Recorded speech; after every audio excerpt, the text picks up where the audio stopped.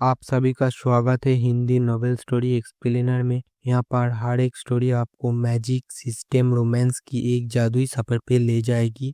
इस स्टोरी का सारा चरित्र स्थान घटना सब कुछ काल्पनिक है। इसे वास्तविकता से जोड़ने का प्रयास ना करें। चलिए स्टोरी की तरफ आगे बढ़ते हैं। अध्याय 65। विक्रांत सिंघानिया के रवैये ने सेठ जी जगन को चौंका दिया। वह मायरी ड्रीम्स कॉमर्स गिल्ड के ग्रैंड एल्डर थे, यहाँ तक कि सिंघानिया परिवार के मुखिया भी उनके प्रति कुछ सम्मान दिखाते थे। फिर भी विक्रांत सिंघानिया, जो कि एकमात्र जूनियर थे, ने उनके प्रति कोई भय नहीं दिखाया।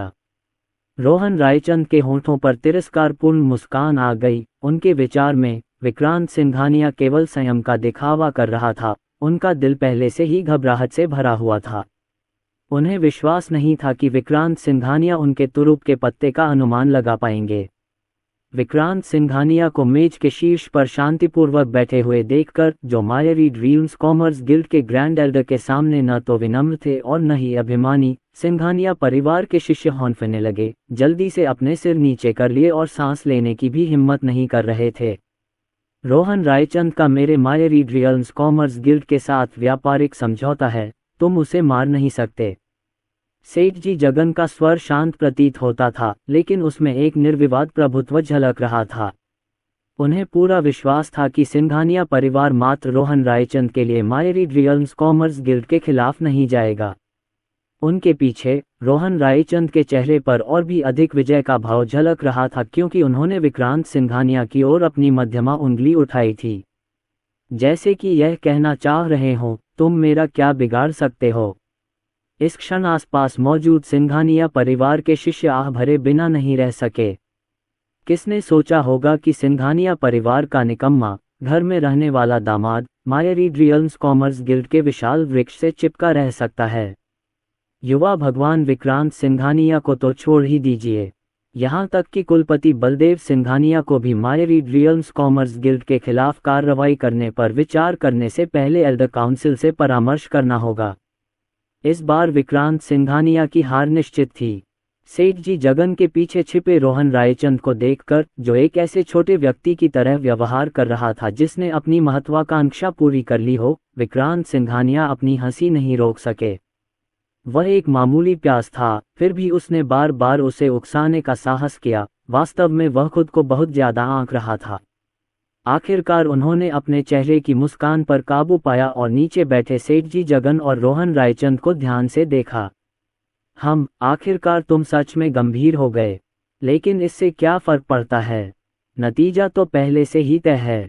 रोहन रायचंद ने तिरस्कारपूर्ण भाव से सोचा। विक्रांत सिंघानिया के होंठ हल्के से हिले, और जैसे ही सभी को लगा कि वह उस व्यक्ति को जाने देने ही वाले हैं, अचानक, जिस तथाकथित व्यापार समझौते का आपने जिक्र किया, क्या वह यही है? विक्रांत सिंघानिया ने उदासीनता से बोलते हुए अपनी बाहों से एक औषधीय गोली निकाली, जो फीनिक्स की आंख के आकार की थी और पूरी तरह से खून के रंग की थी।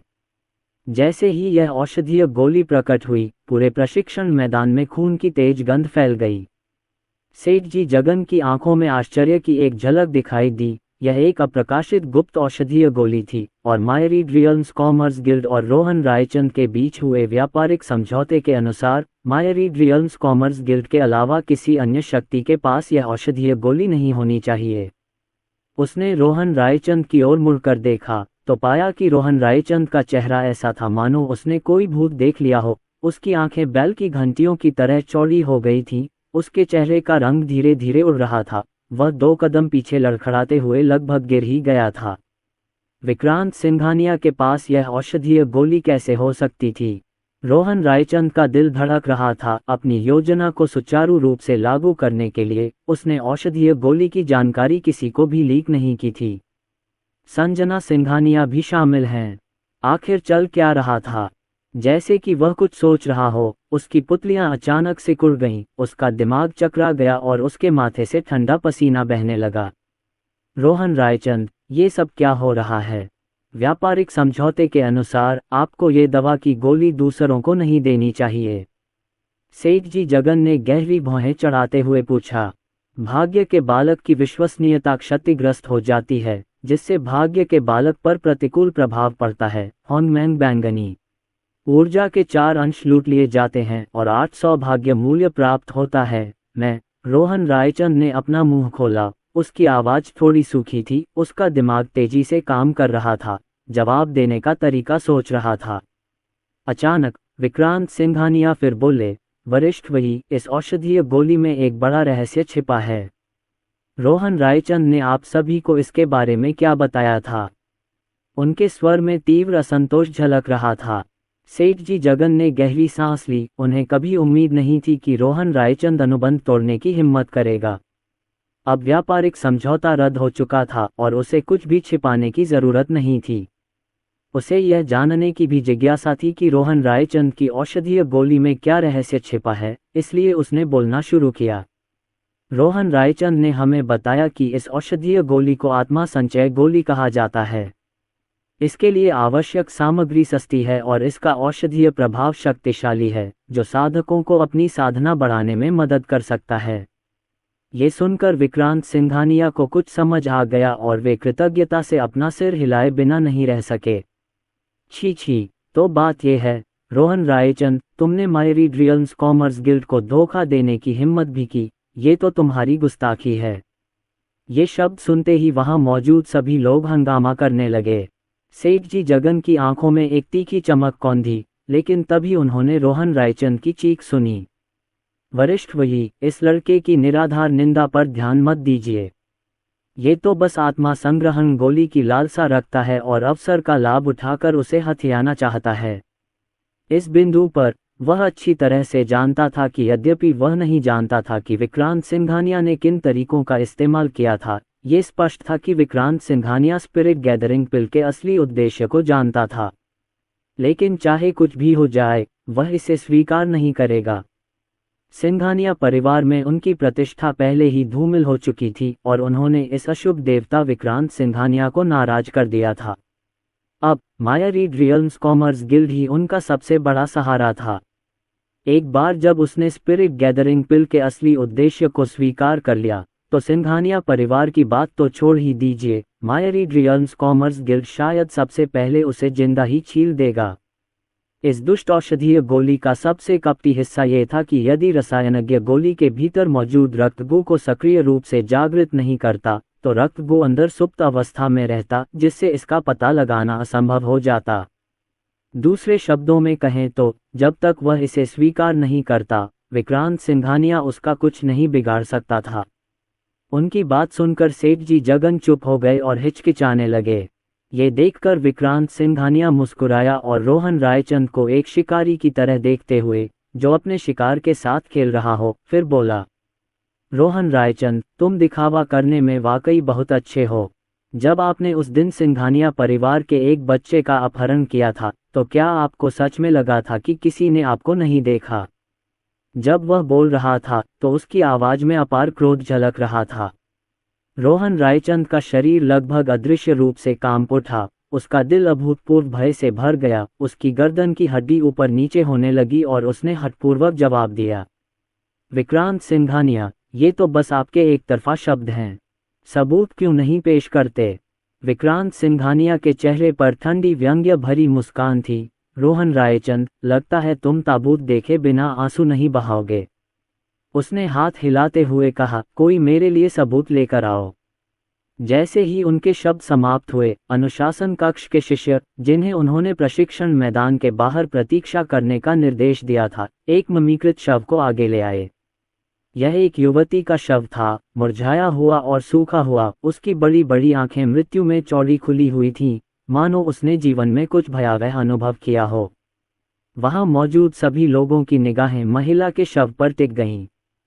सिंघानिया परिवार के कई शिष्यों ने सीधे तौर पर अपनी प्रतिक्रिया व्यक्त की। क्या ये छोटी रूह तीसरी चाची के परिवार से नहीं है? वह कुछ दिन पहले लापता हो गई थी और तीसरी चाची उसे ढूंढ रही थी। मुझे उम्मीद नहीं थी कि रोहन रायचंद ने उसकी बेरहमी से हत्या कर दी होगी।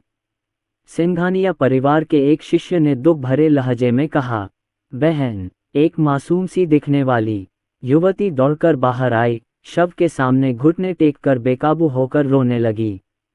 रोहन रायचंद पूरी तरह से स्तब्ध रह गया। उसका पूरा शरीर कांप रहा था, उसका मुंह बार बार खुल और बंद हो रहा था, वह अभी भी कुछ समझाना चाहता था। अप्रत्याशित रूप से विक्रांत सिंघानिया ने ठंडी सांस ली और अपने हाथ में मौजूद स्पिरिट गैदरिंग पिल को हवा में उछाल दिया। उसके चारों ओर अंतरिक्ष ऊर्जा का विस्फोट हुआ और उसने स्पिरिट गैदरिंग पिल को पकड़ने के लिए अपना हाथ उठाया। उसने जबरदस्ती स्पिरिट गैदरिंग पिल से नाखून के आकार का एक रक्त खून का कण बाहर निकाल लिया। ऊपरी तौर पर देखने पर यह स्पिरिट गैदरिंग पिल उपयोगकर्ता के लिए आध्यात्मिक ऊर्जा एकत्रित कर साधना को बढ़ा सकती है। असल में रोहन रायचंद ने इसके भीतर एक रक्त ऊर्जा ब्लड ग्रुप स्थापित की है। उनके मात्र एक विचार से ही यह रक्त ऊर्जा सक्रिय हो जाती है और उपयोगकर्ता की रक्त ऊर्जा को निकालकर उसकी स्वयं की साधना को बढ़ाती है।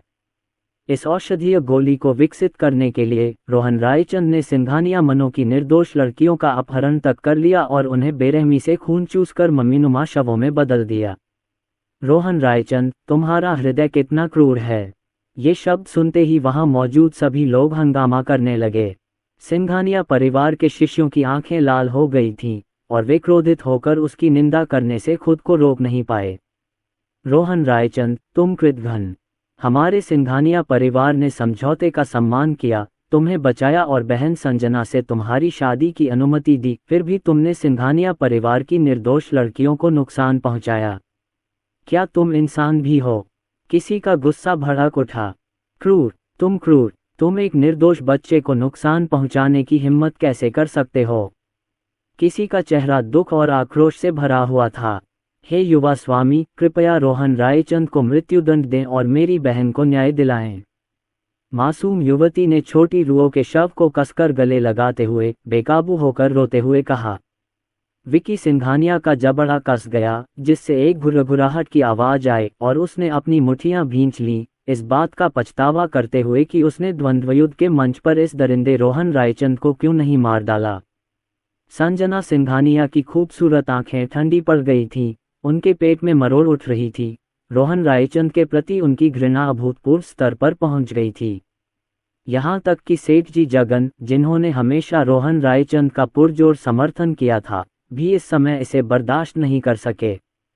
उन्होंने अपनी आस्तीन झटक दी और विक्रांत सिंघानिया की ओर मुट्ठी बांध ली। कहा जाता है कि महामहिम की दृष्टि एक मशाल के समान है और आज इसे देखकर यह बात सचमुच सच साबित होती है। अपनी बात समाप्त करने के बाद उसने मुड़कर रोहन रायचंद की ओर देखा और ठंडे स्वर में कहा, रोहन रायचंद, तुम पाखंडी और धूर्त हो, तुम्हारा हृदय अंधकार में है। हमारे मायरीड रियल्म्स कॉमर्स गिल्ड का तुम्हारे साथ हुआ व्यापारिक समझौता रद्द है। यदि तुमने दोबारा मेरे मायरीड रियल्म्स कॉमर्स गिल्ड के क्षेत्र में आने की हिम्मत की तो मुझे निर्दयी होने के लिए दोष मत देना। इतना कहकर वह मुड़ा और चला गया, पीछे एक निराश रोहन रायचंद को छोड़ गया। भाग्य का बालक कुख्यात है और उसकी कोई प्रतिष्ठा नहीं है। ग्रैंड मिस्ट पर्पल एनर्जी के 5 अंशों को लूटकर उसने 1000 भाग्य मूल्य प्राप्त किया। उत्कृष्ट। बड़ी बड़ी प्याज की कटाई करना सचमुच संतोषजनक होता है, एक बार में ही भरपूर फसल। विक्रांत सिंघानिया के होंठों पर एक हल्की सी मुस्कान आए और उन्होंने एक भी शब्द बर्बाद किए बिना ठंडेपन से रोहन रायचंद को देखा। रोहन रायचंद, तुम किस तरह मरना चाहते हो? जैसे ही उनके शब्द समाप्त हुए, आसपास मौजूद सिंघानिया परिवार के सभी शिष्यों ने धार्मिक आक्रोश से भरी निगाहों से रोहन रायचंद की ओर देखा। इस क्षण रोहन रायचंद के हृदय में बेबसी की एक प्रबल भावना उत्पन्न हुई। उनका सबसे बड़ा समर्थक पहले ही उनका साथ छोड़ चुका था, अब वे पूरी तरह से एक मछली की तरह थे, जिसे जब चाहे तब काटा जा सकता था।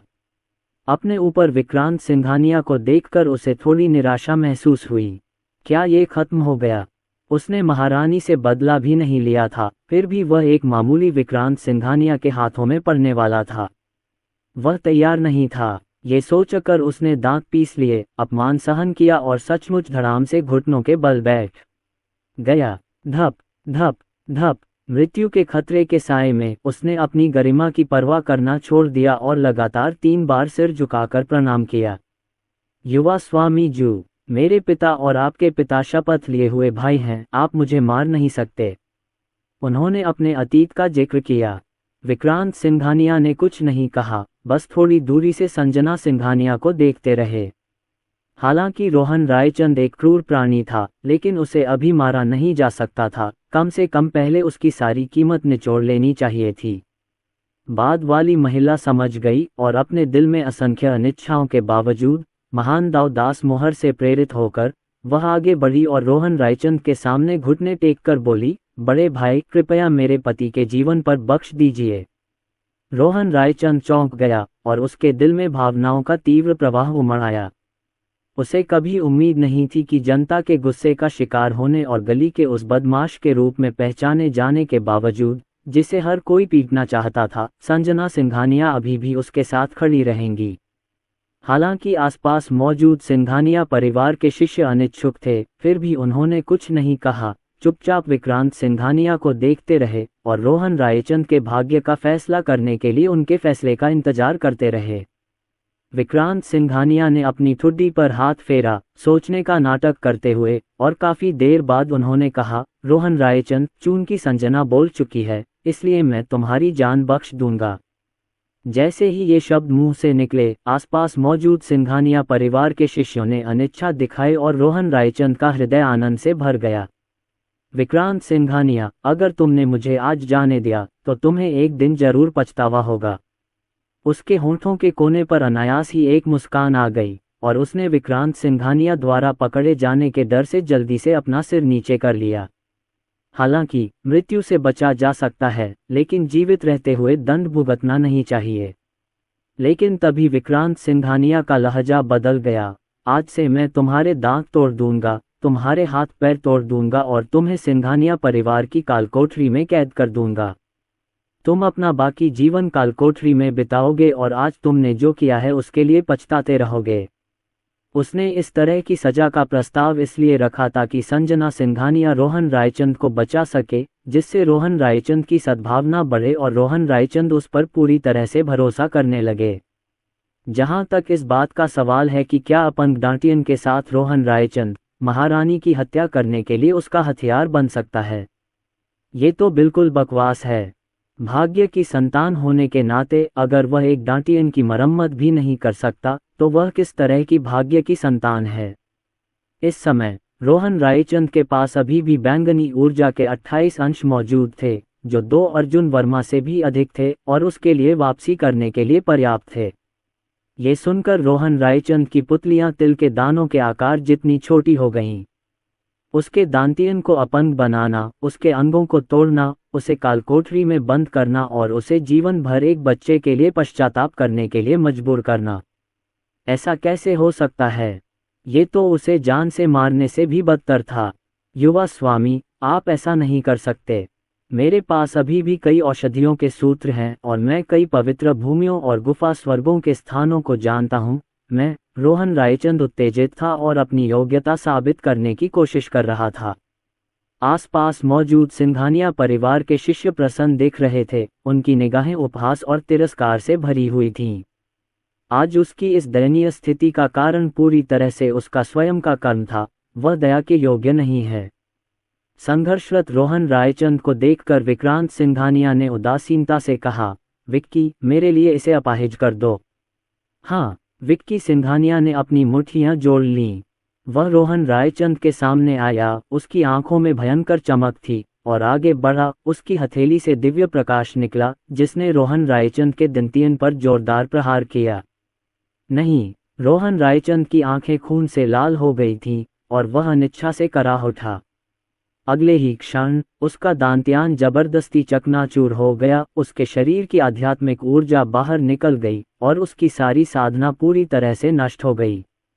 बात यहीं खत्म नहीं हुई। विक्की सिंघानिया ने एक एक करके उसके चारों अंगों को अपंग कर दिया, जिससे वह सचमुच का अपंग बन गया। विक्रांत सिंघानिया, तुमसे बदला लेने तक मुझे चैन नहीं मिलेगा। रोहन रायचंद हताशा से बेकाबू होकर दहाड़ रहा था, उसकी आवाज कर्कश थी, उसके गालों पर खून के आंसुओं की 2 धारें बह रही थीं, उसका पूरा अस्तित्व पागलपन भरी नफरत से भरा हुआ था। भाग्य के बालक का दाव हृदय क्षतिग्रस्त हो गया है, जिससे ग्रैंड मिस्ट पर्पल एनर्जी के 4 अंश लूट लिए गए हैं, जो स्वचालित रूप से 800 भाग्य मूल्य में परिवर्तित हो जाते हैं।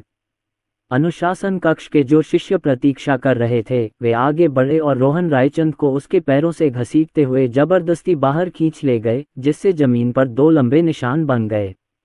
रोहन रायचंद ने अपना सिर उठाने के लिए संघर्ष किया और जैसे ही उसे मार्शल आर्ट के अखाड़े से बाहर घसीटा जाने वाला था, उसने विक्रांत सिंघानिया को टकटकी लगाकर देखा, जो मुख्य स्थान पर बैठा था, आराम से चाय की चुस्कियां ले रहा था, मानो वह सभी जीवित प्राणियों को नीचा समझता हो। बस तुम रुको, विक्रांत सिंघानिया। अगर तुमने आज मुझे नहीं मारा तो एक दिन मैं तुम्हें इसका बहुत पछतावा करवाऊंगा। तुमने मुझे जो पीड़ा दी है, मैं उसका 100 गुना बदला लूंगा। इतना ही नहीं, मैं तुम्हारे सिंघानिया परिवार को पूरी तरह से मिटा दूंगा। रोहन रायचंद की निगाहों को देखकर विक्रांत सिंघानिया ने ऊपर देखा और उनकी ओर हल्की सी मुस्कान दी।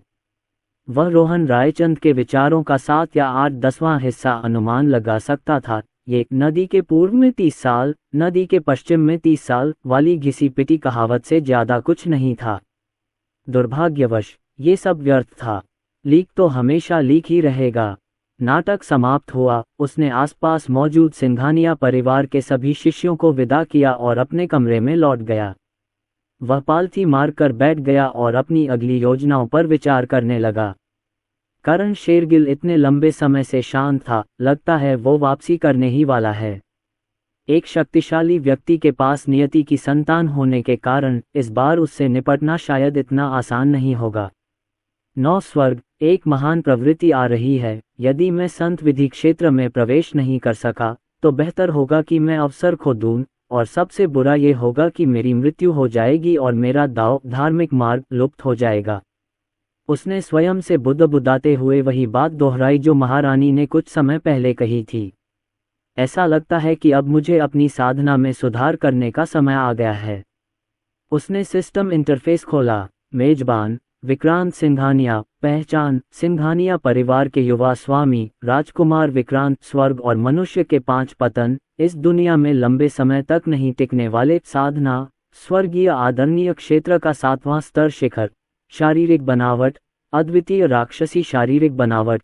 ज्ञानकुंद दाव अस्थि। द्वितीय जागरण साधना तकनीक अमर दानव भक्षण कला। तृतीय स्तर भाग्य मूल्य 5300। सूची असुर राज की अंगूठी बैंगनी शाही फरमान। मूल रूप से उसके पास 400 भाग्य मूल्य था और इन दिनों में मीरा और याओ लिंगर ने उसके लिए 700 भाग्य मूल्य संचित किया था, जबकि शेष 4200 रोहन रायचंद से लूटा गया था। सिस्टम साधना का एक स्तर बढ़ाने के लिए कितने भाग्य मूल्य की आवश्यकता होती है? स्वर्गीय आदरणीय क्षेत्र में साधना का एक स्तर बढ़ाने के लिए 1000 भाग्य मूल्य की आवश्यकता होती है। वर्तमान में इस स्तर पर पहुंच चुके इस व्यक्ति को केवल 300 भाग्य मूल्य की आवश्यकता है ताकि वह इस बाधा को पार कर सके। अर्ध संत विधि क्षेत्र में प्रवेश करने के लिए कितने भाग्य मूल्य की आवश्यकता होती है? अर्ध संत विधि क्षेत्र में प्रवेश करने के लिए 2000 भाग्य मूल्य की आवश्यकता होती है। अर्ध संत विधि क्षेत्र के भीतर साधना का एक स्तर बढ़ाने के लिए 2000 भाग्य मूल्य की आवश्यकता होती है। रहस्यमय विधि क्षेत्र में प्रवेश करने के लिए 4000 भाग्य मूल्य की आवश्यकता होती है। पृथ्वी विधि क्षेत्र में प्रवेश करने के लिए 8000 भाग्य मूल्य की आवश्यकता होती है, और इसी प्रकार आगे भी। इन कीमतों को सुनकर विक्रांत सिंघानिया की सांसें थम गईं। अर्ध साम्राज्य रहस्यमयी पृथ्वी स्वर्ग प्रत्येक क्षेत्र में 5 लघु स्तर थे। अर्ध संत विधि क्षेत्र से रहस्यवादी विधि क्षेत्र में जाने के लिए पूरे 14000 भाग्य मूल्य की आवश्यकता होगी। ये जानना जरूरी है कि एक अर्जुन वर्मा से केवल 2000 भाग्य मूल्य प्राप्त होता था। दूसरे शब्दों में रहस्यमय विधि क्षेत्र में प्रवेश करने के लिए उसे 7 अर्जुन वर्माओं को मारना होगा। प्रणाली मेरी साधना को अर्ध संत विधि स्तर तक बढ़ा दो, उसने सोचा। शुरू में वह धीरे धीरे अपग्रेड करना चाहता था क्योंकि उसके पास याओ लिंग र और डिवोरिंग इमॉर्टल डेमन आर्ट थी और उसकी साधना की गति पहले से ही बहुत तेज थी, इसलिए लक वैल्यू खर्च करने की कोई आवश्यकता नहीं थी। लेकिन अब हालात कुछ और ही थे। 4300 भाग्य मूल्य खर्च करने पर मेजबान ने स्वर्गीय पूजनीय क्षेत्र के 7वें स्तर के शिखर से अर्ध संत विधि क्षेत्र में उन्नति की है। सिस्टम की आवाज बंद होते ही विक्रांत सिंघानिया के दांतियन के भीतर की आध्यात्मिक ऊर्जा अचानक फूट पड़ी। इसी क्षण विक्रांत सिंघानिया का दांतियन उबलने लगा, द्रवीकृत होकर दांतियन के एक विशाल सागर में परिवर्तित हो गया। उसके भीतर मौजूद राक्षसी हृदय और राक्षसी हड्डियों से भयानक शैतानी ऊर्जा निकली, बैंगनी प्रकाश चमका और उसके पीछे एक प्राचीन राक्षसी आकृति प्रकट हुई, जिसकी आंखों में एक तेज चमक दिखाई दी। उनकी आभा आसमान छू गई। उन्होंने स्वर्गीय आदरणीय 8वीं परत को पार किया, फिर स्वर्गीय आदरणीय 9वीं परत को लगातार ऊपर उठते हुए अर्धसंत विधि क्षेत्र में प्रवेश किया।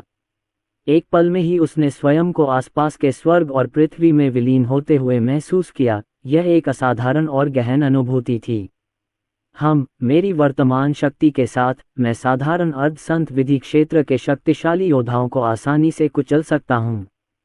मुझे आश्चर्य है कि एक रहस्यवादी विधि क्षेत्र के शक्तिशाली योद्धा के खिलाफ मेरी क्या संभावनाएं हैं।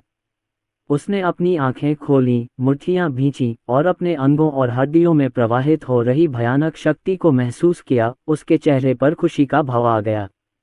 धप धप धप, तभी दरवाजे पर दस्तक सुनाई दी। विक्रांत सिंघानिया ने भौहें चढ़ाते हुए कहा, अंदर आइए। बलदेव सिंघानिया ने दरवाजा खोलकर अपने बेटे को आश्चर्य से देखा। उनकी आवाज कांप रही थी। निंगर, क्या अभी जो आभा उत्पन्न हुई वह तुम्हारी सफलता के कारण थी?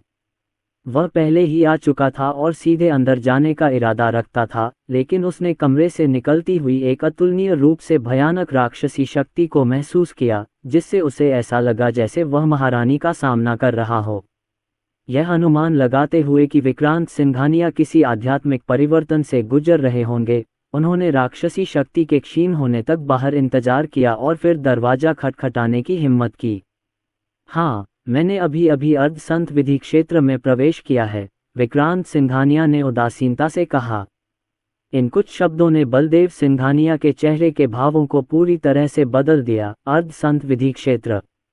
क्या आपने कुछ समय पहले ही स्वर्गीय पूजनीय पद प्राप्त नहीं किया था? उनकी आवाज में घोर हैरानी झलक रही थी। मुझे हाल ही में अपनी ताकत बढ़ाने की जरूरत थी, इसलिए मैंने थोड़ी जल्दी कर ली। पिताजी, क्या आपको कुछ चाहिए?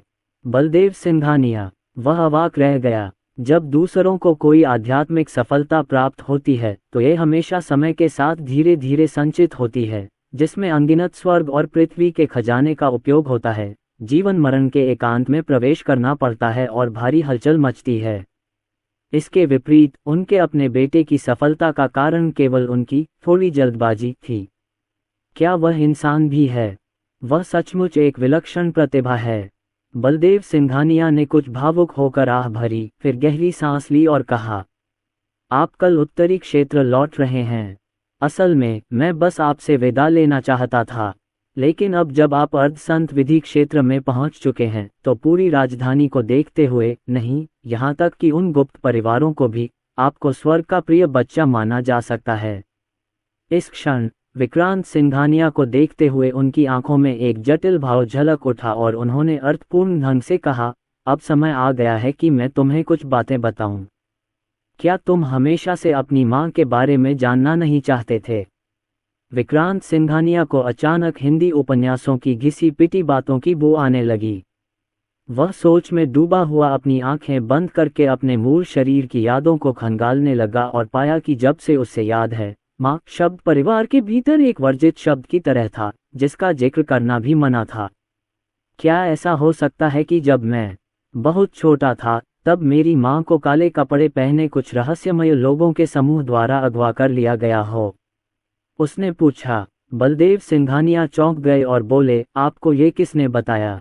हिंदी उपन्यासों की घिसी पिटी बातें वाकई हानिकारक हैं। उसने खांसते हुए मुस्कुराते हुए कहा, बस एक अनुमान है, आप मुझे बता सकते हैं? बलदेव सिंघानिया ने अपने हाथ पीठ पीछे बांध लिए, चेहरे पर उदासी का भाव लिए और आह भरते हुए बोले, तुम्हारी माँ दिव्य संत स्वर्ग लोक से नहीं, बल्कि पाताल लोक के सबसे बड़े साधना परिवार सहगल परिवार से हैं।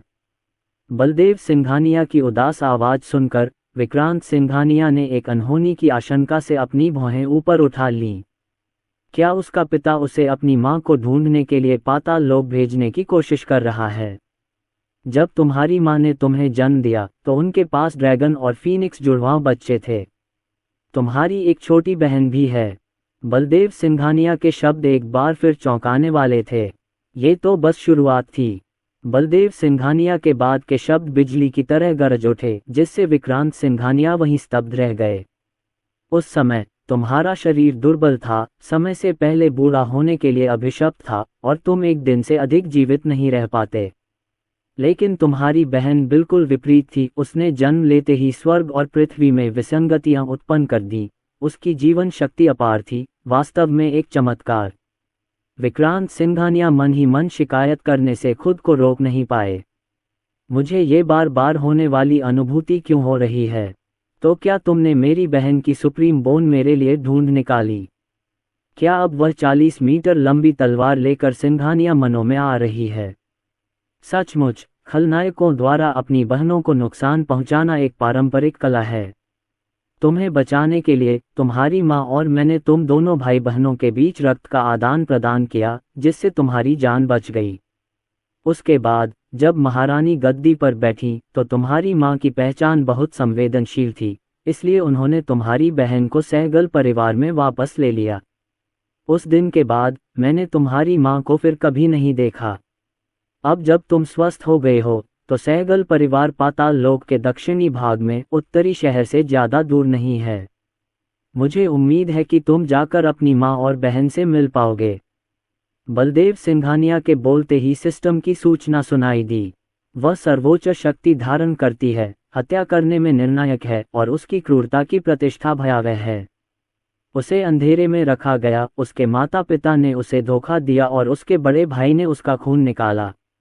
एक संयोगवश अवसर से उसे सच्चाई का पता चला। वह गहरे शोक में डूब गई और उसने अपनी खोई हुई हर चीज को वापस पाने का संकल्प लिया। सिस्टम की सूचना सुनकर विक्रांत सिंघानिया दंग रह गए। जैसे ही उसे कुछ सूझा, पसीने की बारीक बूंदें उसके माथे से नीचे लुढ़क गईं और उसकी कंठ थोड़ी सी ऊपर नीचे हुई। पिताजी, मेरी बहन का नाम क्या है? बलदेव सिंघानिया ने कहा। महारानी निहारिकाएं। पाताल लोक की साम्राज्य भी सहगल परिवार से ही संबंध रखती प्रतीत होती है, और उनके उत्थान के समय को देखते हुए ऐसा लगता है। कुल मुखिया होने के नाते बलदेव सिंघानिया स्वभाव से ही अत्यंत बुद्धिमान थे। उन्होंने अपने शब्दों का निहितार्थ समझ लिया और भौहें चढ़ाते हुए कहा, तुम्हें शक है कि तुम्हारी बहन उत्तरी पाताल लोक की साम्राज्य है? उसने बलदेव सिंघानिया की ओर देखा, मानो बिना आंसू बहाए रोना चाहता हो, अन्यथा। बलदेव सिंघानिया ने सिर हिलाते हुए कहा, असंभव निंगर, तुम बहुत ज्यादा सोच रही हो। उत्तरी पाताल लोक की महारानी कौन है? वह यून र कैसे हो सकती है? उन्होंने आह भरी और कहा, मुझे उम्मीद है ऐसा ही हो। अगर उसकी बहन सचमुच उत्तरी पाताल लोक की साम्राज्य थी तो मुसीबत बहुत बड़ी होगी। आखिरकार उन दोनों के बीच ताकत का अंतर बहुत अधिक था। प्यास काटने वाली उसकी हंसिया एक विशाल पेड़ को नहीं काट सकती थी। अगले दिन यिन घंटा विक्रांत सिंघानिया, आयशा कपूर और दूसरी लड़की के साथ आध्यात्मिक शक्ति से लैस उड़ने वाली नाव में सवार होकर उत्तरी क्षेत्र की ओर रवाना हुए। जाने से पहले उसने किसी को शाही शहर जाकर मल्लिका को ढूंढने और उससे 2 आह्वान ताबीज मांगने का आदेश दिया, ताकि जरूरत पड़ने पर उनका इस्तेमाल किया जा सके। आखिरकार उत्तरी क्षेत्र की यह यात्रा खतरों से भरी थी, इसलिए अधिक तैयारी रखना अप्रस्तुत रहने से बेहतर था।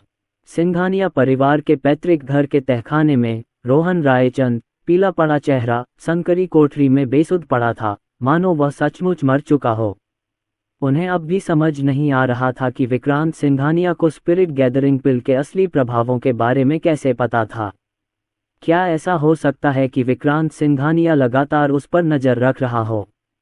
लेकिन विक्रांत सिंघानिया ने उसे देखा कैसे? क्या विक्रांत सिंघानिया सचमुच में असाधारण बुद्धि वाला एक विलक्षण प्रतिभा का धनी व्यक्ति हो सकता है, जैसा कि बाहरी दुनिया में अफवाहें हैं?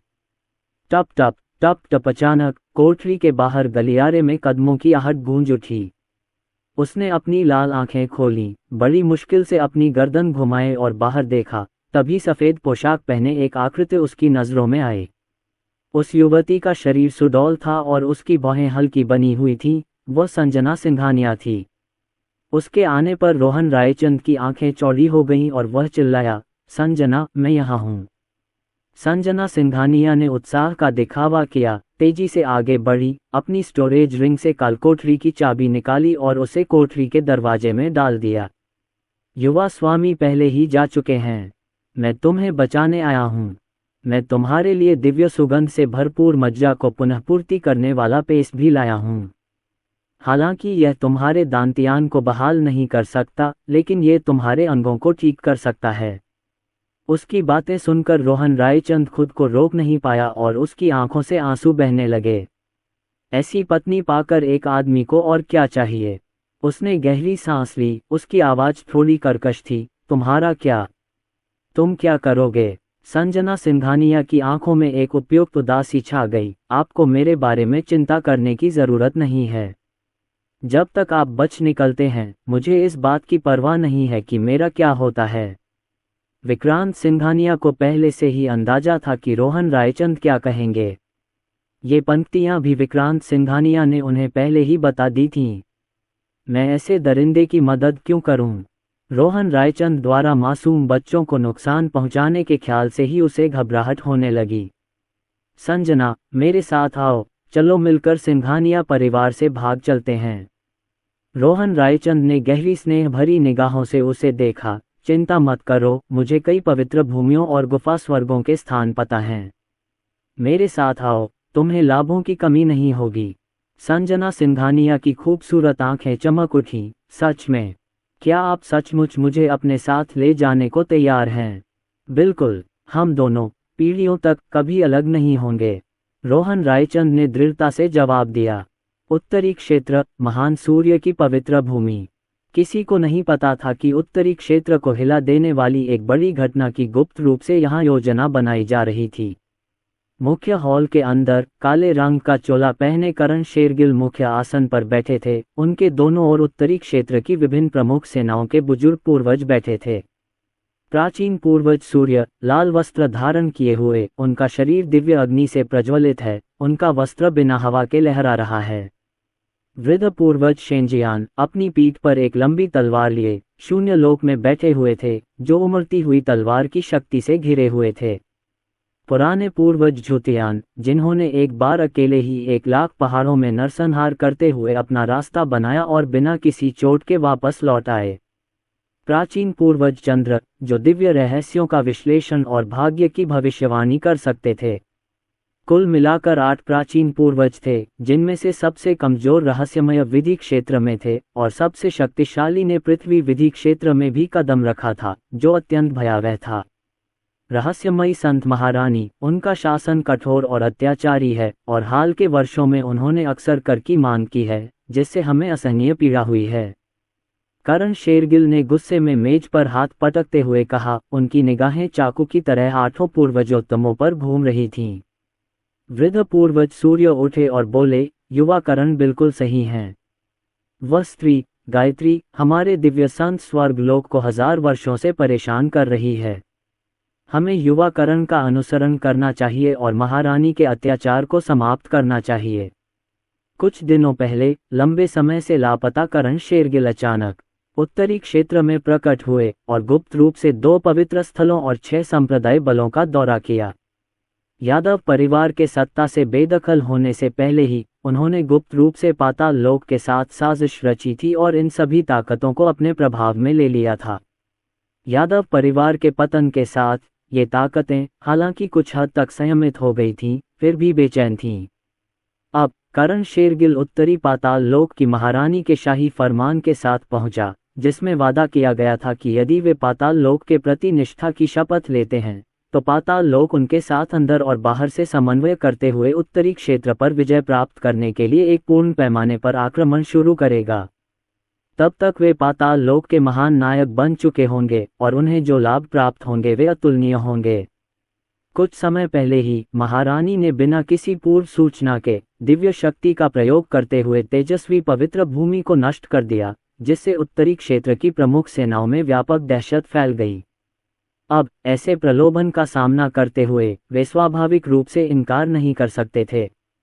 युवा स्वामी करण, जैसे ही आप आदेश देंगे, हम आपके साथ उठ खड़े होंगे, उत्तरी शहर में घुस जाएंगे और उत्तर के स्वामी विक्रांत सिंघानिया का सिर कलम कर देंगे। बूढ़े पूर्वज झुतियान ने मुट्ठी बांधते हुए कहा। मैं भी। सफेद बालों और दाढ़ी वाले, अमरता का आभास रखने वाले वृद्ध पूर्वज चंद्र ने कहा, युवा भगवान करण कब अपनी चाल चलेंगे? करण शेरगिल ने संक्षेप में सोचा, कम से कम आधे महीने में या अधिकतम 1 महीने में। सही समय का पता चलते ही पूर्वजों ने एक दूसरे की ओर देखा और सभी ने एक दूसरे की आंखों में परमानंद देखा। बहुत जल्द ही उत्तरी क्षेत्र पूरी तरह से हाथ बदल लेगा और उत्तर के स्वामी विक्रांत सिंघानिया का नाश हो जाएगा। इसी बीच विक्रांत सिंघानिया उत्तरी शहर में पहुंच चुके थे। स्वर्गीय गुरु और सिंघानिया परिवार के 5 दिव्य पूज्य गुरु उन्हें प्रणाम करने और मुट्ठी जोड़कर अभिवादन करने आए। प्रणाम युवा स्वामी। उन सबको वहां देखकर विक्रांत सिंघानिया ने भौहें चढ़ाते हुए पूछा, आप सब हवेली में क्यों हैं?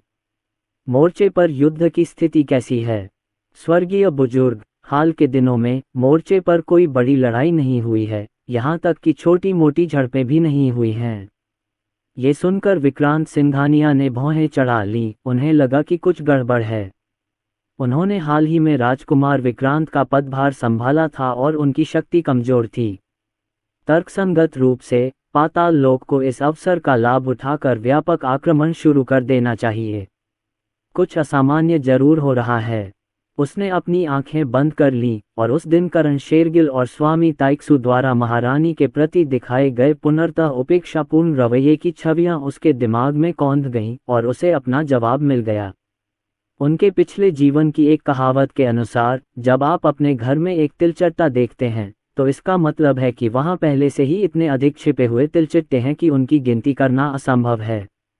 यादव परिवार के उत्तरी क्षेत्र पर शासन करने के समय से ही उन्होंने गुप्त रूप से पाताल लोक के प्रति निष्ठा की शपथ ली थी। उस समय तक यादव परिवार उत्तरी क्षेत्र में विभिन्न प्रमुख शक्तियों पर विजय प्राप्त कर चुका होगा। यह उस दिन स्वामी तैशु के महारानी के प्रति रवैये से स्पष्ट था।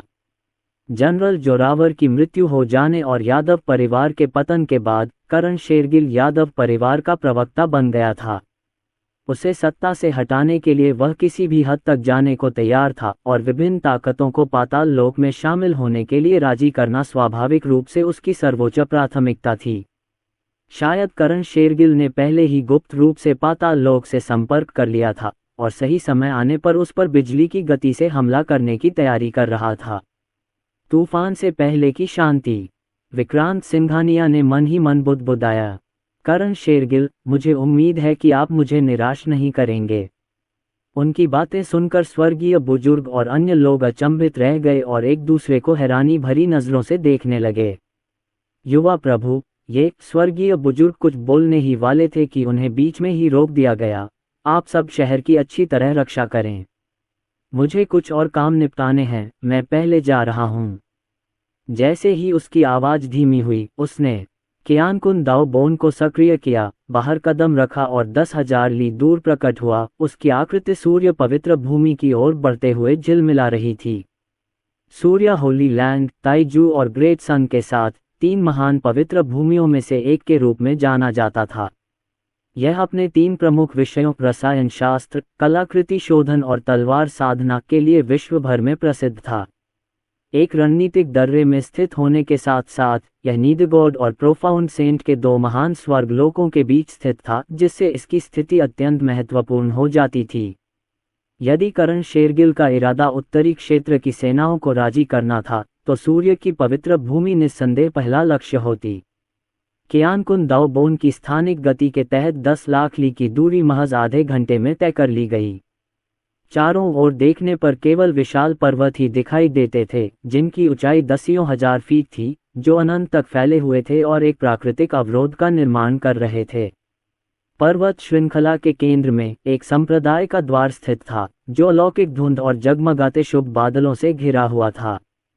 साधक कभी कभी अपनी तलवारों पर सवार होकर वहां से गुजरते थे, जिनमें अमर भव्यता का भाव झलकता था। सफेद संगमरमर से तराशा गया केंद्रीय संप्रदाय का द्वार कई 100 फीट ऊंचा, भव्य और प्रभावशाली था, जिस पर सूर्य पवित्र भूमि के 4 अक्षर अंकित थे। उसके आने का आभास होते ही गश्त कर रहे शिष्य तुरंत उससे पूछताछ करने के लिए आगे बढ़ गए। तुम कौन हो जो हमारे पवित्र देश में घुसपैठ करने की हिम्मत कर रहे हो? अगर तुम्हें प्रवेश करना है तो पहले अपना परिचय देना होगा। क्या तुम्हें नियम समझ नहीं आते? शिष्य के चेहरे पर अरुचि का भाव था। उसका हाथ कमर पर बंधी लंबी तलवार पर कसकर पकड़ा हुआ था, मानो वह किसी भी क्षण प्रहार करने के लिए तैयार हो। जैसे ही वह बोल रहा था, गश्त कर रहे 7 या 8 अन्य शिष्यों ने उसे घेर लिया। उनके चेहरे गंभीर थे, उनकी आंखें एक दूसरे से मिल रही थीं क्योंकि वे उसे घेरे हुए थे। क्या आप इस राजकुमार को काम करना सिखा रहे हैं? विक्रांत सिंघानिया के चेहरे पर कोई भाव नहीं था और उन्होंने हथेली आगे बढ़ा दी। ऐसा प्रतीत हुआ मानो इस ताड़ के पेड़ ने ब्रह्मांड को उलट दिया हो, ब्रह्मांड को नष्ट कर दिया हो, एक ऐसी आंधी को जन्म दिया हो जो 100 झांक की तीव्र हवा में परिवर्तित होकर अचानक नीचे उतर आए हो। उसके सामने खड़े कई शिष्यों की आंखें फटी रह गईं, उनके चेहरे सदमे से भर गए। घबराहट में उन्होंने भागने की कोशिश की, लेकिन बहुत देर हो चुकी थी। छी! एक तीखी गूंज के साथ कई लोग पल भर में फट गए और खून की धुंध से भरे आकाश में बदल गए। यह अभी खत्म नहीं हुआ था। इस भीषण प्रहार ने तेजस्वी पवित्र भूमि के संप्रदाय द्वार पर जोरदार प्रहार किया। बूम! एक जोरदार आवाज गूंजी और भव्य संप्रदाय का द्वार पल भर में चकनाचूर हो गया, जमीन पर गिर पड़ा और चारों ओर धूल का गुबार उड़ गया। धड़ाम! यहाँ मची हलचल ने तुरंत सूर्य होली लैंड के शिष्यों का ध्यान आकर्षित कर लिया। संप्रदाय के द्वार से दिव्य प्रकाश की किरणें निकलीं और विक्रांत सिंघानिया से 100 झांक की दूरी पर आकर रुक गईं। हमारे पवित्र भूमि के संप्रदाय द्वार को नष्ट करने का साहस कौन करता है? सफेद बालों और दाढ़ी वाला एक बूढ़ा व्यक्ति, जो अमरता का आभास देता था, शून्य लोक से होते हुए संप्रदाय के द्वार के बाहर पहुंचा। उसकी आभा से स्पष्ट था कि वह रहस्यवादी विधि लोक में प्रवेश कर चुका था। ये व्यक्ति कोई और नहीं बल्कि हमारे पूर्वज चंद्र थे। क्षमा करें, अभी कुछ अज्ञानी शिष्य इस राजकुमार से सवाल करने आए थे। मैंने गलती से जरूरत से ज्यादा बल प्रयोग कर आपके संप्रदाय का द्वार तोड़ दिया। विक्रांत सिंघानिया अपने हाथ पीठ के पीछे रखे खड़े थे, उनके चेहरे पर हल्की सी मुस्कान थी और वे शांत भाव से बोल रहे थे। विक्रांत सिंघानिया को खुद को ये राजकुमार कहते हुए सुनकर वृद्ध पूर्वज चंद्र की आंखों में घबराहट की एक झलक कौंधी, जो पल भर में गायब हो गई।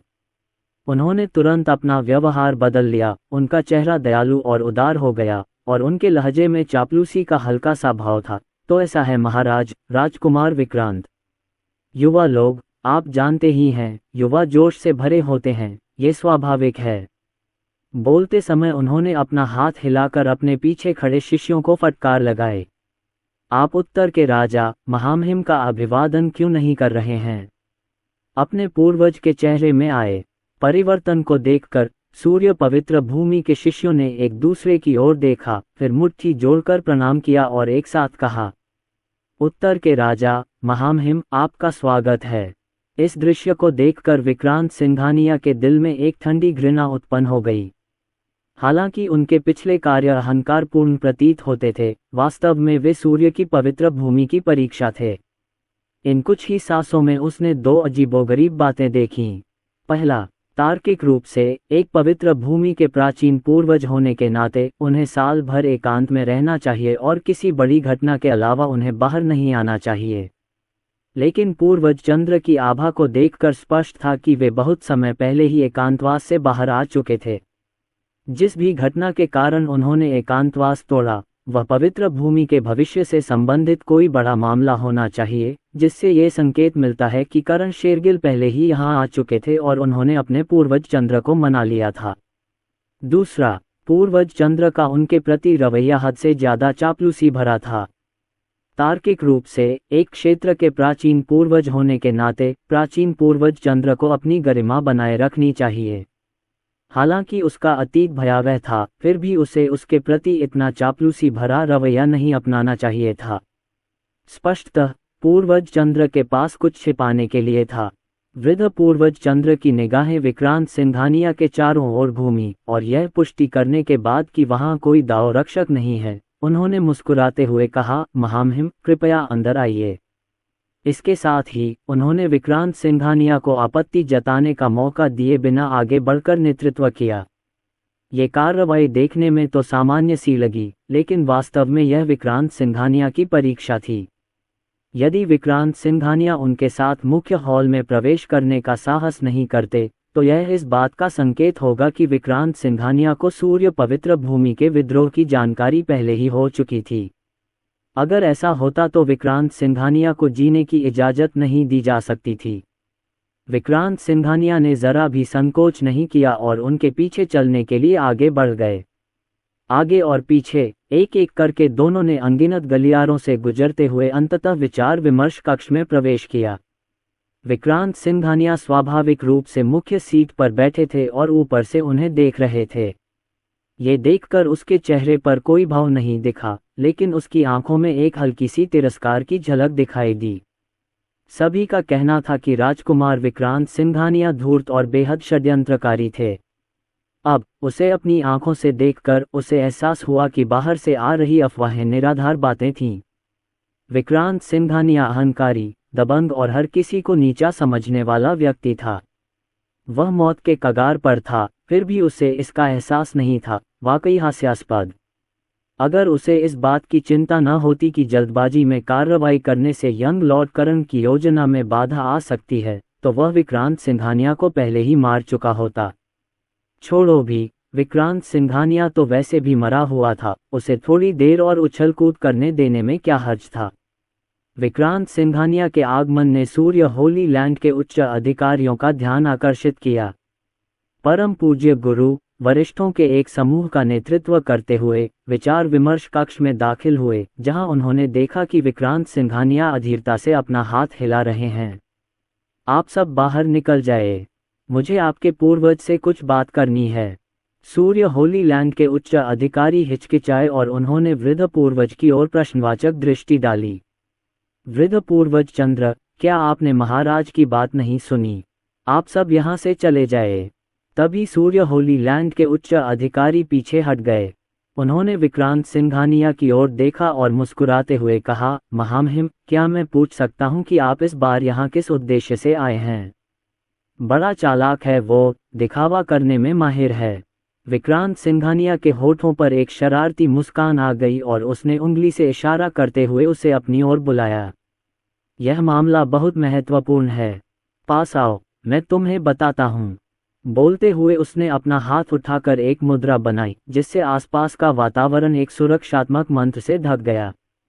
उसे इतना सतर्क देखकर वृद्ध पूर्वज चंद्र ने अपनी आंखें सिकोड़ ली। उन्हें ये थोड़ा अजीब लगा। क्या इसमें कोई चालबाजी शामिल हो सकती है?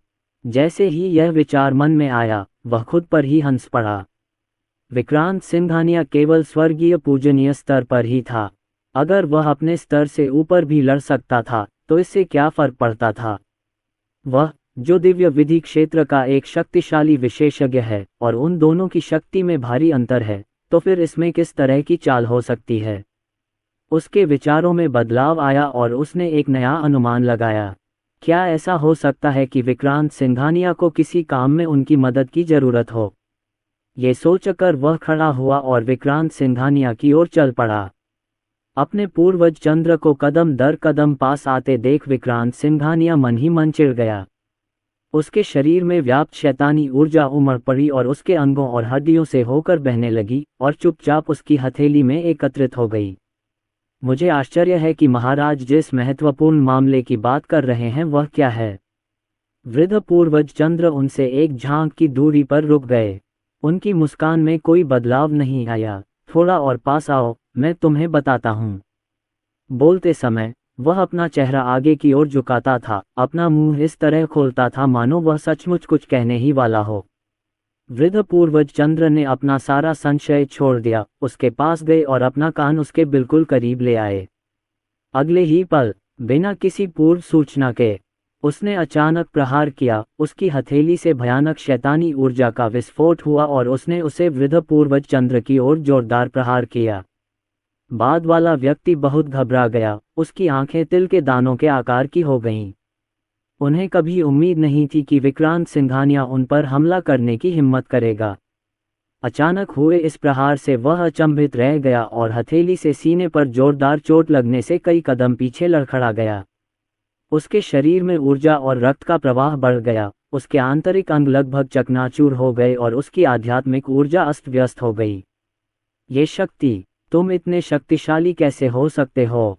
वृद्ध पूर्वज चंद्र की आंखें हैरानी से चौड़ी हो गईं और वह अविश्वास से चिल्ला उठा। उसके मुंह के कोने से लगातार खून बह रहा था।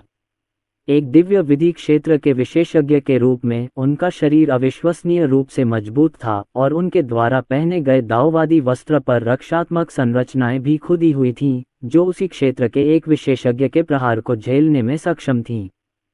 फिर भी विक्रांत सिंघानिया की हथेली उसे गंभीर रूप से घायल कर सकती थी, जो उसकी भयावह शक्ति को दर्शाती है। खलनायक अक्सर ज्यादा बोलने से ही मारे जाते हैं। विक्रांत सिंघानिया ने इससे सबक सीखा और बेवजह कम बोलना शुरू कर दिया।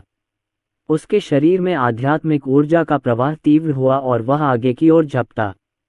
उसके चारों ओर आकाश और पृथ्वी की शक्ति गर्जना करते हुए तेज हवा के झोंकों के साथ वृद्ध पूर्वज चंद्र पर टूट पड़ी। बाद वाले ने ठंडी सांस ली, एक गुप्त तकनीक को सक्रिय किया, जबरदस्ती अपनी आंतरिक चोटों को दबाया और उसकी आकृति धुंधली हो गई। ऐसा लग रहा था मानो वह भागने ही वाला हो। यह उसका इलाका था, जब तक वह बच सकता था। उसके पास विक्रांत सिंघानिया को मारने के अनगिनत तरीके थे। भागने की कोशिश कर रहे हो? इतना आसान नहीं है। विक्रांत सिंघानिया ने ठंडी सांस ली और उसके पीछे भक्षक अमर दानव रूप प्रकट हुआ, जो वृद्ध पूर्वज चंद्र को पकड़ने के लिए आगे बढ़ा। भक्षक अमर दानव रूप ने अपना हाथ बढ़ाया, मानो किसी चूजे को चुटकी काट रहा हो, और उसने वृद्ध पूर्वज चंद्र को मजबूती से पकड़ लिया। छी! हड्डियों के चूर चूर होने की आवाज गूंज उठी। बूढ़े पूर्वज चंद्र की आंखें बैल की घंटियों की तरह चौड़ी हो गईं और उन्होंने खून की उल्टी की। उनका चेहरा बेहद खूंखार लग रहा था। विक्रांत सिंघानिया, तुम क्या कर रहे हो? वह जोर जोर से चिल्लाते हुए अपने शरीर को झटकने की कोशिश कर रहा था। हालांकि आसपास का इलाका पहले ही विक्रांत सिंघानिया के सुरक्षात्मक घेरे से ढक दिया गया था और सूर्य होली लैंड के सभी उच्च अधिकारियों को उसके द्वारा दूर भेज दिया गया था। चाहे वह कितना भी चिल्लाए, कोई भी उसे बचाने नहीं आएगा। इस मौके पर विक्रांत सिंघानिया ने आखिरकार अपना असली रंग दिखा दिया। वह ऊपर से नीचे की ओर देखते हुए अपने बूढ़े पूर्वज चंद्र को तिरस्कार भरी निगाहों से घूरते हुए उदासीन भाव से बोला, चिंता मत करो, तुम्हारा अभी भी महत्व है। ये राजा तुम्हें मारना बर्दाश्त नहीं कर सकता।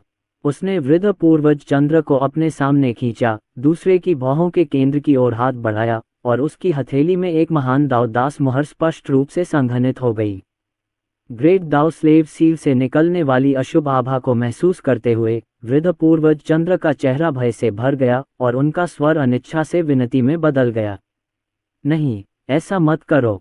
उसकी दलील का सामना करते हुए विक्रांत सिंघानिया अविचलित रहे। उन्होंने अपना हाथ मजबूती से अपनी भौहों के बीच के हिस्से पर दबा रखा था। उसका शरीर हिंसक रूप से कांपने लगा, मानो उसकी सारी ताकत खत्म हो गई हो और वह धीरे धीरे बेजान हो गया। तभी विक्रांत सिंघानिया ने ठंडे लहजे में बोलते हुए उसे रिहा किया। मुझे वह सब कुछ बताओ जो तुम जानते हो। उसके होंठ कांप रहे थे। दास मुहर की शक्ति उसके शरीर में समा गई। अपने हृदय में तमाम अनिच्छा के बावजूद अंत में वह केवल सिर हिला सका। हाँ मास्टर, उसने विक्रांत सिंघानिया को सब कुछ बताया। करण शेरगिल द्वारा उत्तरी पाताल लोक की महारानी से अतिरिक्त सैनिक उधार लेना, 2 पवित्र भूमियों और 6 संप्रदायों को अपने नियंत्रण में लेना और उनकी तैनाती का अनुमानित समय। जैसा कि मुझे उम्मीद थी, ये छोटा सा प्याज काफी सक्षम है। विक्रांत सिंघानिया ने अपनी ठुड्डी पर हाथ फेरा और सोच में पड़ गया। अगर वह सीधे इन बलों पर हमला करता तो इससे दुश्मन को निश्चित रूप से सतर्क हो जाता। अगर करण शेरगिल डर कर पीछे हट जाता और आने की हिम्मत नहीं करता तो वह प्याज की फसल कैसे काट पाता। केवल उनके साथ मिलकर काम करके और दुश्मन को जाल में फंसाकर ही वह अपने मुनाफे को अधिकतम कर सकता था। जैसे कि वह कुछ सोच रहा हो, उसके होंठों के कोने हल्के से ऊपर की ओर मुड़ गए। 7 प्रमुख शक्तियों के प्राचीन पूर्वजों को बुलाओ, उन्हें बताओ कि एक महत्वपूर्ण मामले पर चर्चा करनी है। उसने अपने पूर्वज चंद्र की ओर एक नज़र डाली, अपने भंडारक छल्ले से एक छोटी बोतल निकाली और उसे दूसरे पक्ष की ओर फेंक दिया। इस बोतल में 7 संत श्रेणी की दिव्य रक्त गोलियां हैं। आप चाहे जो भी तरीका अपनाएं, ये सुनिश्चित करें कि वे इस गोली का सेवन करें, समझे? ब्लड डिवाइन पिल्स, जैसा कि नाम से ही स्पष्ट है, में अत्यंत भयानक क्यूई और रक्त समाहित था। ये गोलियां बेहद दुर्लभ थीं, उनके परिवार की संपत्ति के बावजूद उनके पास केवल 7 ही थीं।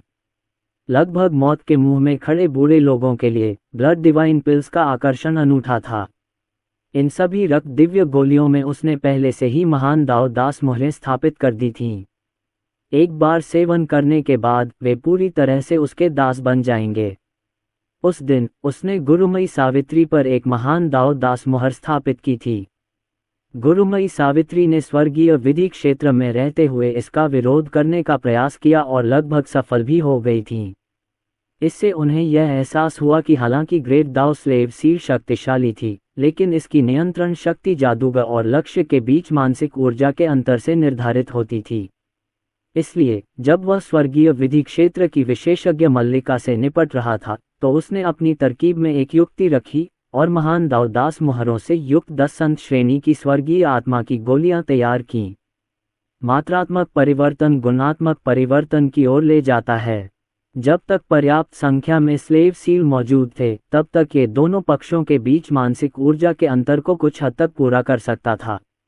बेशक ये सुविधा केवल स्वर्गीय विधि क्षेत्र के विशेषज्ञों तक ही सीमित थी।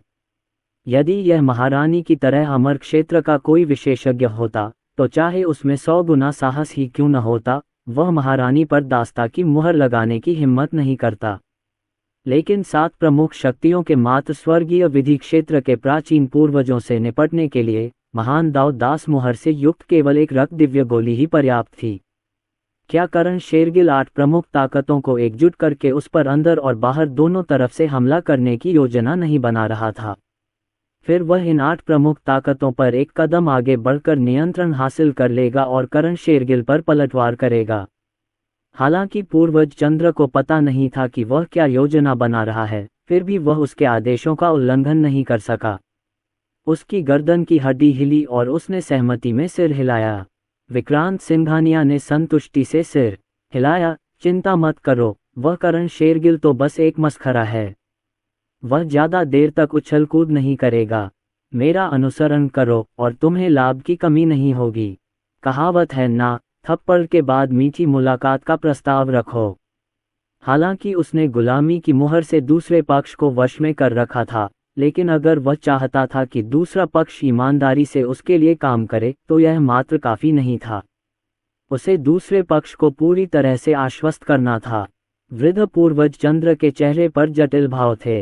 हालांकि वे अनिच्छुक थे, लेकिन उनके पास कोई विकल्प नहीं था। वह पहले से ही विक्रांत सिंघानिया के समुद्री डाकू जहाज पर सवार था और उसका जीवन और मृत्यु दूसरे पक्ष की मर्जी पर निर्भर थी। भला वह क्या कहने की हिम्मत करता? काफी देर बाद उन्होंने अपने भावों को शांत किया, मुट्ठी बांधी और कहा, ये बूढ़ा व्यक्ति पहले भ्रमित था। अब से ये बूढ़ा व्यक्ति महाराज की उचित सेवा करेगा। मैं महाराज से दया की प्रार्थना करता हूँ। सचमुच सीखने की ललक रखने वाला नौजवान।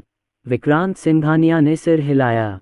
एक अनुभवी लोमड़ी से जैसी उम्मीद की जाती है, वह स्थिति को स्पष्ट रूप से समझ सकता था। वृद्ध पूर्वज चंद्र ने दृढ़ निश्चय किया। उन्होंने अपने सामने संदेश भेजने के लिए एक ज़ेड पर्ची निकाली और 7 वृद्ध पूर्वजों से कहा कि उन्हें एक महत्वपूर्ण कार्य है और उनसे शीघ्र आने का अनुरोध किया। उनका संदेश मिलते ही 7 प्रमुख शक्तियों के प्राचीन पूर्वज बिना किसी हिचकिचाहट के तुरंत वहां पहुंच गए। अतीत में 8 प्रमुख शक्तियों के बीच संबंधों को देखते हुए ऐसी एकता असंभव होती, लेकिन अब वे सभी एक ही नाव में सवार थे, इसलिए स्वाभाविक रूप से उन्हें एक साथ रहना पड़ा। आवाज के प्रसारण के बाद वृद्ध पूर्वज चंद्र ने अपना विशाल हाथ हिलाया, जिससे एक हवा चली और मुख्य हॉल में लगे खून के धब्बे साफ हो गए। उन्होंने साफ कपड़े पहने और मुख्य आसन पर ठीक से बैठ गए। 7 वृद्ध पूर्वजों के आने की प्रतीक्षा करने लगे। विक्रांत सिंघानिया ने अपनी कियानकुन दाव बोन को सक्रिय किया और चुपचाप खुद को छिपा लिया। 2 घंटे से भी कम समय में दिव्य आत्माओं की लकीरें मुख्य हॉल के बाहर से उड़ती हुई आईं और एक एक करके अपनी अपनी सीटों पर बैठ गईं। प्राचीन पूर्वज सूर्य, प्राचीन पूर्वज शेंजियान, प्राचीन पूर्वज झूतियान, सभी 7 प्राचीन पूर्वज उपस्थित थे। पुराने पूर्वज चंद्र, आपने हमें यहाँ क्यों बुलाया है? एक असभ्य पहाड़ी आदमी के वेश में पुराने पूर्वज झूतियान ने पूछा। उत्तरी क्षेत्र में मौजूद विभिन्न शक्तियों में सूर्य पवित्र भूमि की नींव पहले से ही सबसे गहरी थी। अब अपनी रणनीतिक स्थिति के बल पर यह एक बहुमूल्य पुरस्कार बन गया था और इसका दर्जा लगातार बढ़ता जा रहा था। 8 महान शक्तियों के छोटे समूह में यह निर्विवाद अधिकार के साथ अग्रणी स्थान पर था। वृद्ध पूर्वज चंद्र ने अपनी दाढ़ी सहलाते हुए हंसते हुए कहा, युवा स्वामी करण ने किसी को कुछ पहुंचाने के लिए भेजा था और मुझसे कहा था कि मैं इसे आप सभी को दे दूं। बोलते ही उसने विक्रांत सिंघानिया द्वारा दी गई अंबर रंग की शीशी निकाली। बोतल से 7 क्रिस्टल स्पष्ट माणिक्य जैसी संत श्रेणी की रक्त की गोलियां निकली और नीचे स्थित 7 प्राचीन पूर्वजों की ओर उड़ गईं। जैसे ही उन्होंने saint grade blood god pills देखीं, 7 पुरुषों की आंखें चौड़ी हो गईं, उनकी सांसें धीरे धीरे तेज हो गईं और यहाँ तक कि उनकी निगाहें भी तीव्र हो गईं। संत श्रेणी की रक्त देवता की गोली, इसमें अशुद्धियों का नामो निशान भी नहीं है। बूढ़े पूर्वज झूतियान ने अपनी लार ने ली। ब्लड गॉड पिल को बनाने के लिए आवश्यक सामग्रियां अत्यंत दुर्लभ थीं। इनमें से 2 मुख्य सामग्रियां विशेष रूप से कम पाई जाती थीं, 10,000 वर्ष पुराने दुर्लभ पशु का रक्त और प्राचीन रक्त सेंटीपीड। पहला तो मिलना बेहद मुश्किल था, जबकि दूसरा लगभग विलुप्त हो चुका था। युवा भगवान करण का ये तो बहुत ही शानदार कदम है। वृद्ध पूर्वज सूर्य ने आश्चर्य व्यक्त किया। इस पूर्वज की वंश परंपरा में ऊर्जा की घोर कमी है। इस औषधि से वे 1000 साल और जी सकते हैं। पूर्वज शेंजियान के चेहरे पर असीम प्रसन्नता झलक रही थी। उन्हें औषधीय गोली की उत्पत्ति के बारे में कोई संदेह नहीं था।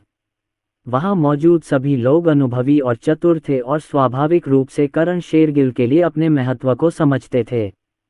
पिछली चर्चाओं के दौरान करण शेरगिल ने उन्हें केवल एक भव्य तस्वीर दिखाई थी, लेकिन कोई वास्तविक लाभ नहीं बताया था। अब जब उसने इस बारे में सोचा तो करण शेरगिल को चिंता हुई कि भव्य योजना उन्हें एक साथ बांधने के लिए पर्याप्त नहीं होगी, इसलिए उसने कोई कसर नहीं छोड़ी और इनाम के तौर पर उनमें से प्रत्येक को एक उच्च श्रेणी की संत गोली दी। युवा भगवान करण ने कहा कि जब तक हम उनके साथ अच्छा सहयोग करते रहेंगे, इस तरह के खजाने प्रचुर मात्रा में मिलते रहेंगे। किसी को भी शक न होते देख वृद्ध पूर्वज चंद्र की मुस्कान और गहरी हो गई। तो फिर ये तो शिष्टता नहीं बरतेगा। बूढ़े पूर्वज झूतियान ने अपने आसपास के लोगों पर नजर डाली। उनकी आंखों में सतर्कता की एक झलक दिखाई दी। हालांकि वे सहयोगी थे, लेकिन इतने बड़े खजाने की मौजूदगी में ये गारंटी देना मुश्किल था कि कोई भी लालच से प्रभावित नहीं होगा। उसने अपना मुंह खोला और सीधे ब्लड गॉड पिल को अपने पेट में निगल लिया। बूम! अद्भुत औषधीय शक्ति का विस्फोट हुआ और उसके 7 छिद्रों से भरपूर रक्त ऊर्जा प्रवाहित हुई। उसकी त्वचा, जो सूखे पेड़ की छाल की तरह बूढ़ी हो गई थी, ने अपनी चमक और युवा स्फूर्ति पुनः प्राप्त कर ली। ये देखकर अन्य प्राचीन पूर्वजों ने भी अपनी रक्त देवता की गोलियां निगल लीं। पल भर में भरपूर रक्त ऊर्जा पूरे मुख्य हॉल में फैल गई, जिससे लोगों की रक्तधाराओं में उछाल आया। एक एक करके पुराने पूर्वजों को जाल में फंसते देख अंधेरे में छिपा हुआ विक्रांत सिंघानिया मुस्कुराए बिना नहीं रह सका। ये बूढ़ी लोमड़ियां तो बहुत लंबे समय तक जीवित रहीं। क्या उन्होंने यह नहीं सुना कि अजनबियों से बिना सोचे समझे कुछ भी नहीं खाना चाहिए? अचानक उसने कोने में बैठे बूढ़े पूर्वज सूर्य को देखा, जिसने दूसरों के विपरीत रक्त देवता की गोली को निगलने के बजाय चुपचाप उसे अपनी भंडारण अंगूठी में रख दिया। वह भौहें चढ़ाए बिना नहीं रह सका। मुख्य आसन पर विराजमान वृद्ध पूर्वज चंद्र ने भी ये देखा और अनायास ही पूछा, वृद्ध पूर्वज सूर्य, आप संत की गोली क्यों नहीं लेते? वृद्ध पूर्वज सूर्य ने सिर हिलाते हुए कहा, मैंने कुछ समय पहले ही स्वर्ग और पृथ्वी का खजाना ग्रहण किया है और मेरा रक्त ऊर्जा से भरपूर है। मुझे अभी रक्त ऊर्जा की आवश्यकता नहीं है। हालांकि उन्होंने ये कहा, लेकिन उनकी आंखों में एक स्पष्ट सतर्कता की झलक दिखाई दी। आज उनके पूर्वज चंद्र द्वारा उन्हें यहाँ बुलाना और उन्हें रक्त देवता की गोलियां देना उन्हें संदिग्ध लगा। सावधानी बरतते हुए उसने तुरंत इसका सेवन करने की हिम्मत नहीं की और पवित्र भूमि लौटने के बाद मुख्य रसायनज्ञ से इसकी जांच करवाने की योजना बनाई। जैसे ही ये शब्द बोले गए, वृद्ध पूर्वज चंद्र के चेहरे का भाव धीरे धीरे बिगड़ने लगा। विक्रांत सिंघानिया ने उसे जो कार्य सौंपा था, वह ये था कि वह सभी वृद्ध पूर्वजों को यह औषधीय गोली खिलाए। अगर वह इसे पूरा नहीं कर सका, इस विचार से ही उसकी रीढ़ की हड्डी में सिहरन दौड़ गई। जब वह दुविधा में था, तभी अचानक मुख्य हॉल में एक ठंडी आवाज गूंज उठी। वाह, मैंने तो बहुत पहले सुना था कि पूर्वज सूर्य बहुत सतर्क, उग्र हृदय वाले लेकिन कोमल भी हैं। आज देखकर तो ये बात सच साबित हुई। मैं आपकी प्रशंसा करता हूँ। विक्रांत सिंघानिया, काले वस्त्र पहने हुए, किसी अज्ञात समय पर मुख्य हॉल के केंद्र में प्रकट हुए। उनके चेहरे पर ऐसी मुस्कान थी जिसे देखकर लोगों को ऐसा महसूस हुआ मानो वे वसंत की ठंडी हवा का आनंद ले रहे हों। उसकी शक्ल सूरत देखकर एक बुजुर्ग पूर्वज ने उसे पहचान लिया और तुरंत हैरानी से कहा, उत्तर के भगवान, विक्रांत सिंघानिया, वह यहाँ कैसे हो सकता है? बुजुर्ग पूर्वज झूतियान को कुछ गड़बड़ महसूस हुई और उन्होंने बुजुर्ग पूर्वज चंद्र की ओर देखा। ये देखकर कि चंद्र को कोई आश्चर्य नहीं हुआ, झूतियान ने तुरंत प्रतिक्रिया दी और गुस्से से फटकारते हुए कहा, बुजुर्ग पूर्वज चंद्र, आखिर क्या हो रहा है? वहां मौजूद सभी लोग चतुर थे और उन्होंने तुरंत प्रतिक्रिया दी, अरे नहीं, इस रक्त देवता की गोली में कुछ गड़बड़ है। पुराने पूर्वज चंद्र, आपकी हिम्मत कैसे हुई विक्रांत सिंघानिया के साथ मिलकर हमें नुकसान पहुंचाने की साजिश रचने की? पल भर में मुख्य हॉल शोरगुल और अव्यवस्था से भर गया। शोरगुल। विक्रांत सिंघानिया ने अपना हाथ उठाया और उंगलियां चटकाईं। अगले ही पल सूर्य नामक वृद्ध पूर्वज को छोड़कर सातों वृद्ध पूर्वज जम गए, जमीन पर घुटने टेक दिए, उनके चेहरे पीले पड़ गए, वे बोलने में असमर्थ थे।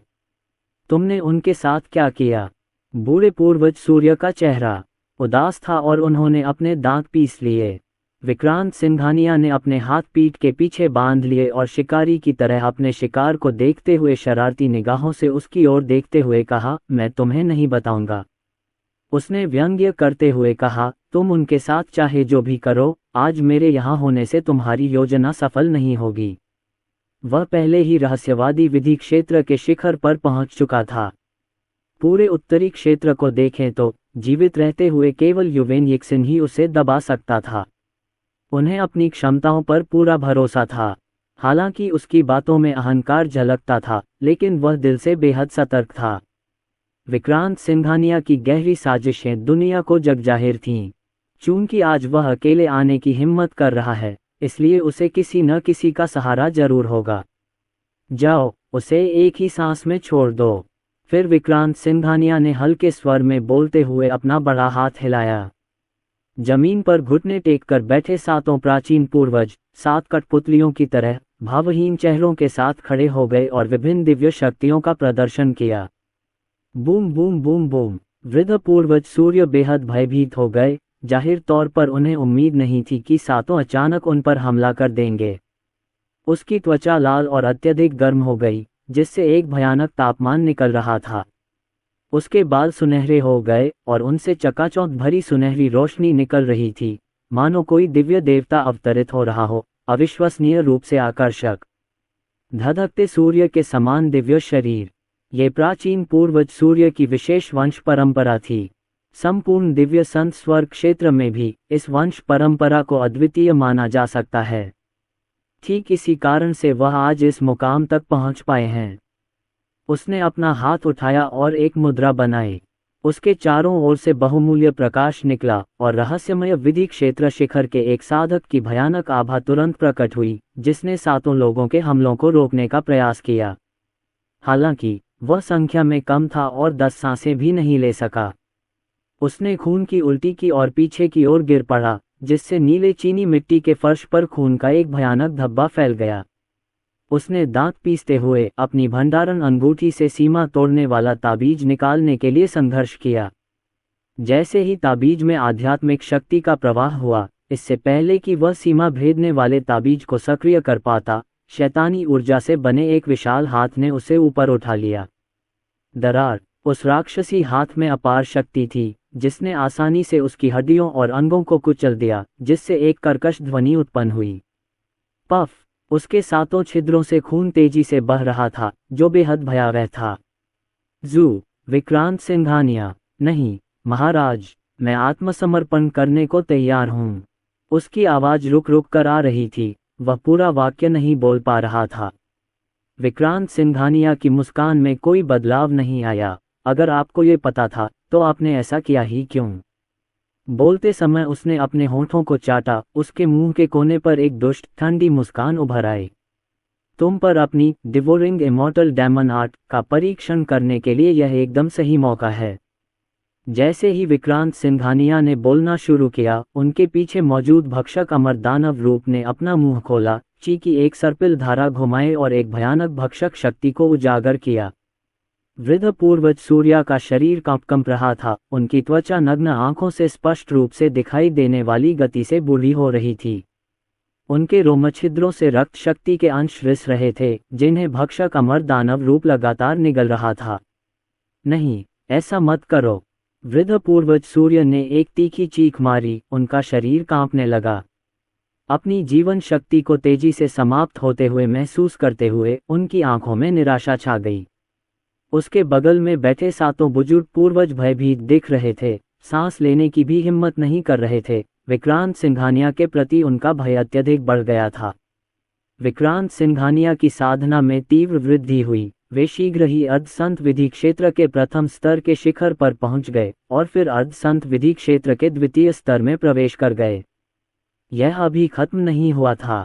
प्राचीन पूर्वज सूर्य रहस्यमय विधि क्षेत्र के शिखर पर थे। उनके पास असीम रूप से प्रचुर आध्यात्मिक शक्ति थी, जो उनके लिए एक तरह से दावत थी।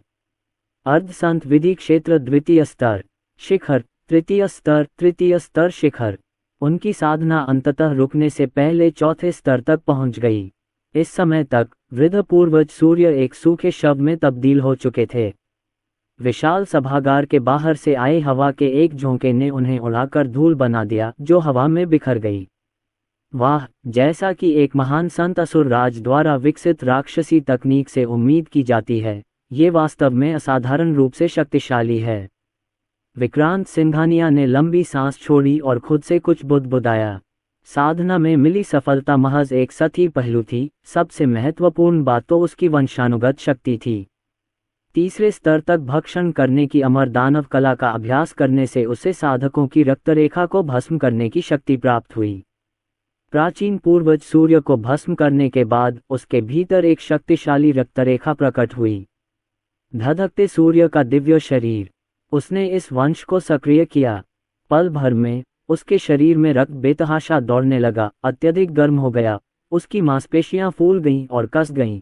हर नस उभर आई, जिसमें आकाश और पृथ्वी को नष्ट करने में सक्षम भयानक शक्ति समाहित थी। उसके बाल सुनहरे हो गए, मानो ज्वालाओं की तरह जल रहे हों, और उसकी आंखों में दिव्य अग्नि जागृत हो उठी। अचानक एक भयानक आभा फिर से जागृत हो गई।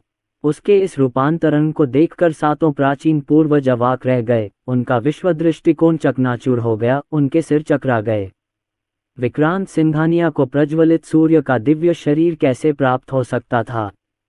क्या ऐसा हो सकता है कि उसने इसे अपने पूर्वज सूर्य से लूटा हो? ये किस प्रकार की अभूतपूर्व विधि थी? जब वे सदमे में डूबे हुए थे और खुद को इससे बाहर निकालने में असमर्थ थे, तभी विक्रांत सिंघानिया ने एक कदम आगे बढ़ाया और ग्रेट हॉल के बाहर पहुंच गए। उसने हथेली से जोरदार प्रहार किया और गेंद आसमान में जा गिरी। अगले ही पल उसके सामने का अंतरिक्ष भूकंप की तरह लगातार कांप रहा था, जिसमें मकड़ी के जाले जैसी दरारें इंच इंच करके खुलती जा रही थीं, जिससे अंधकार में शून्य लोक प्रकट हो रहा था। तेज ध्वनि की गूंज चारों ओर गूंज उठी, जो दूर दूर तक पूरे सूर्य पवित्र भूमि में 100 मील तक फैल गई। एक अद्वितीय दिव्य शरीर से जैसी उम्मीद थी, वैसा ही सचमुच असाधारण। मेरी शारीरिक शक्ति अब पहले से दर्जनों गुना अधिक मजबूत है और मेरी जीवित रहने की क्षमता में काफी सुधार हुआ है। वह शून्य लोक में गर्व से खड़ा था। उसने अपनी मुट्ठी भींची और मुस्कुराया। प्रज्वलित सूर्य दिव्य शरीर और कियानकुन दाओ अस्थि के संयोजन से वह मजबूत और तेज दोनों था। अब अगर कोई स्वर्गीय विधि क्षेत्र का शक्तिशाली योद्धा भी आ जाए, तो वह बिना किसी क्षति के पीछे हट सकता था।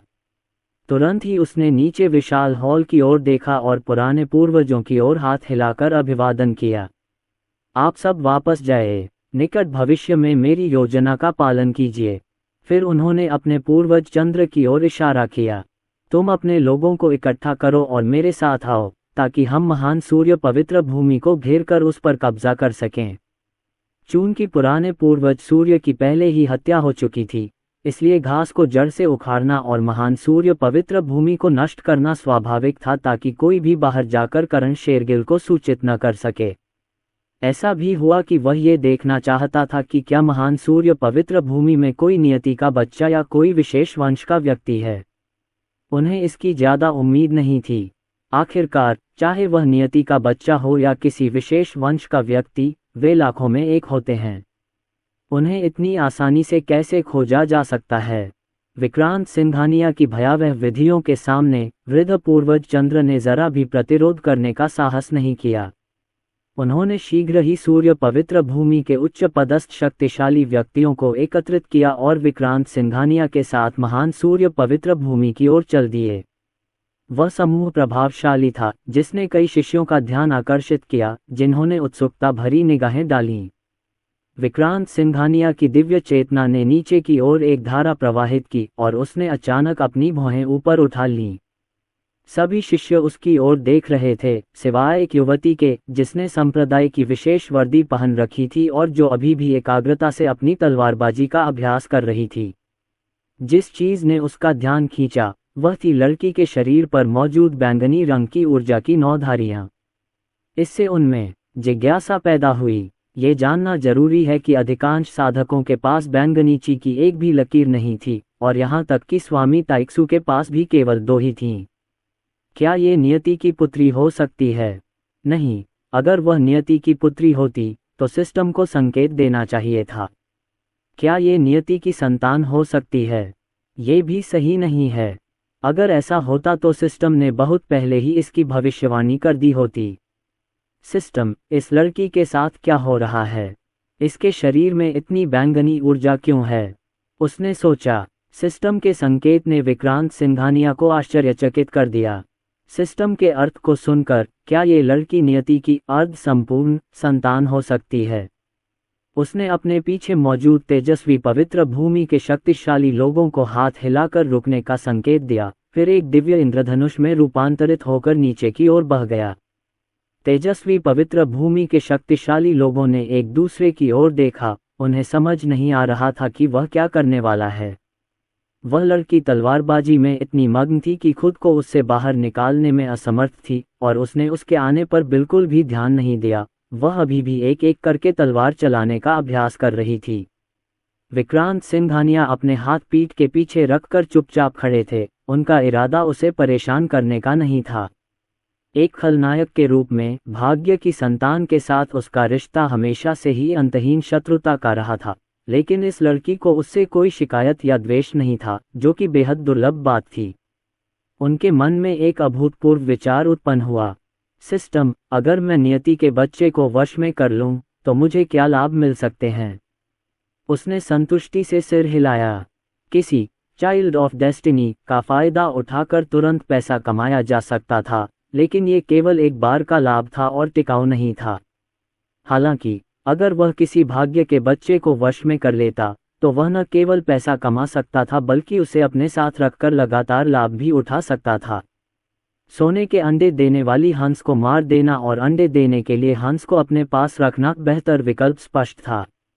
उसने लड़की की ओर देखा तो पाया कि उसकी कोमल भौहें सिकुड़ी हुई थीं। तलवार चलाने की उसकी गति रुक गई थी, मानो वह किसी अड़चन में फंस गई हो।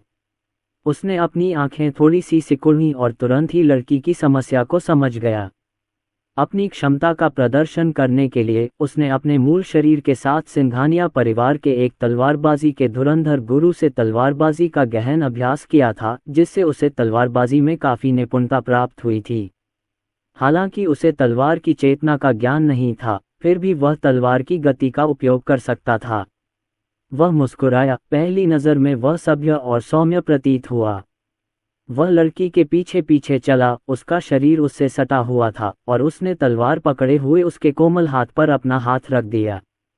आह! लड़की चौंक गई। तभी उसे एहसास हुआ कि उसके बगल में कोई है। अपना सिर थोड़ा सा घुमाते हुए उसने विक्रांत सिंघानिया का आकर्षक और अद्वितीय चेहरा देखा। उस पुरुष की आभा को इतनी निकटता से महसूस करते हुए उसका कोमल शरीर कांप उठा, और वह अवचेतन रूप से विक्रांत सिंघानिया से मुक्त होना चाहती थी, लेकिन तभी उसने विक्रांत सिंघानिया को धीरे से कहते सुना, ध्यान से देखो।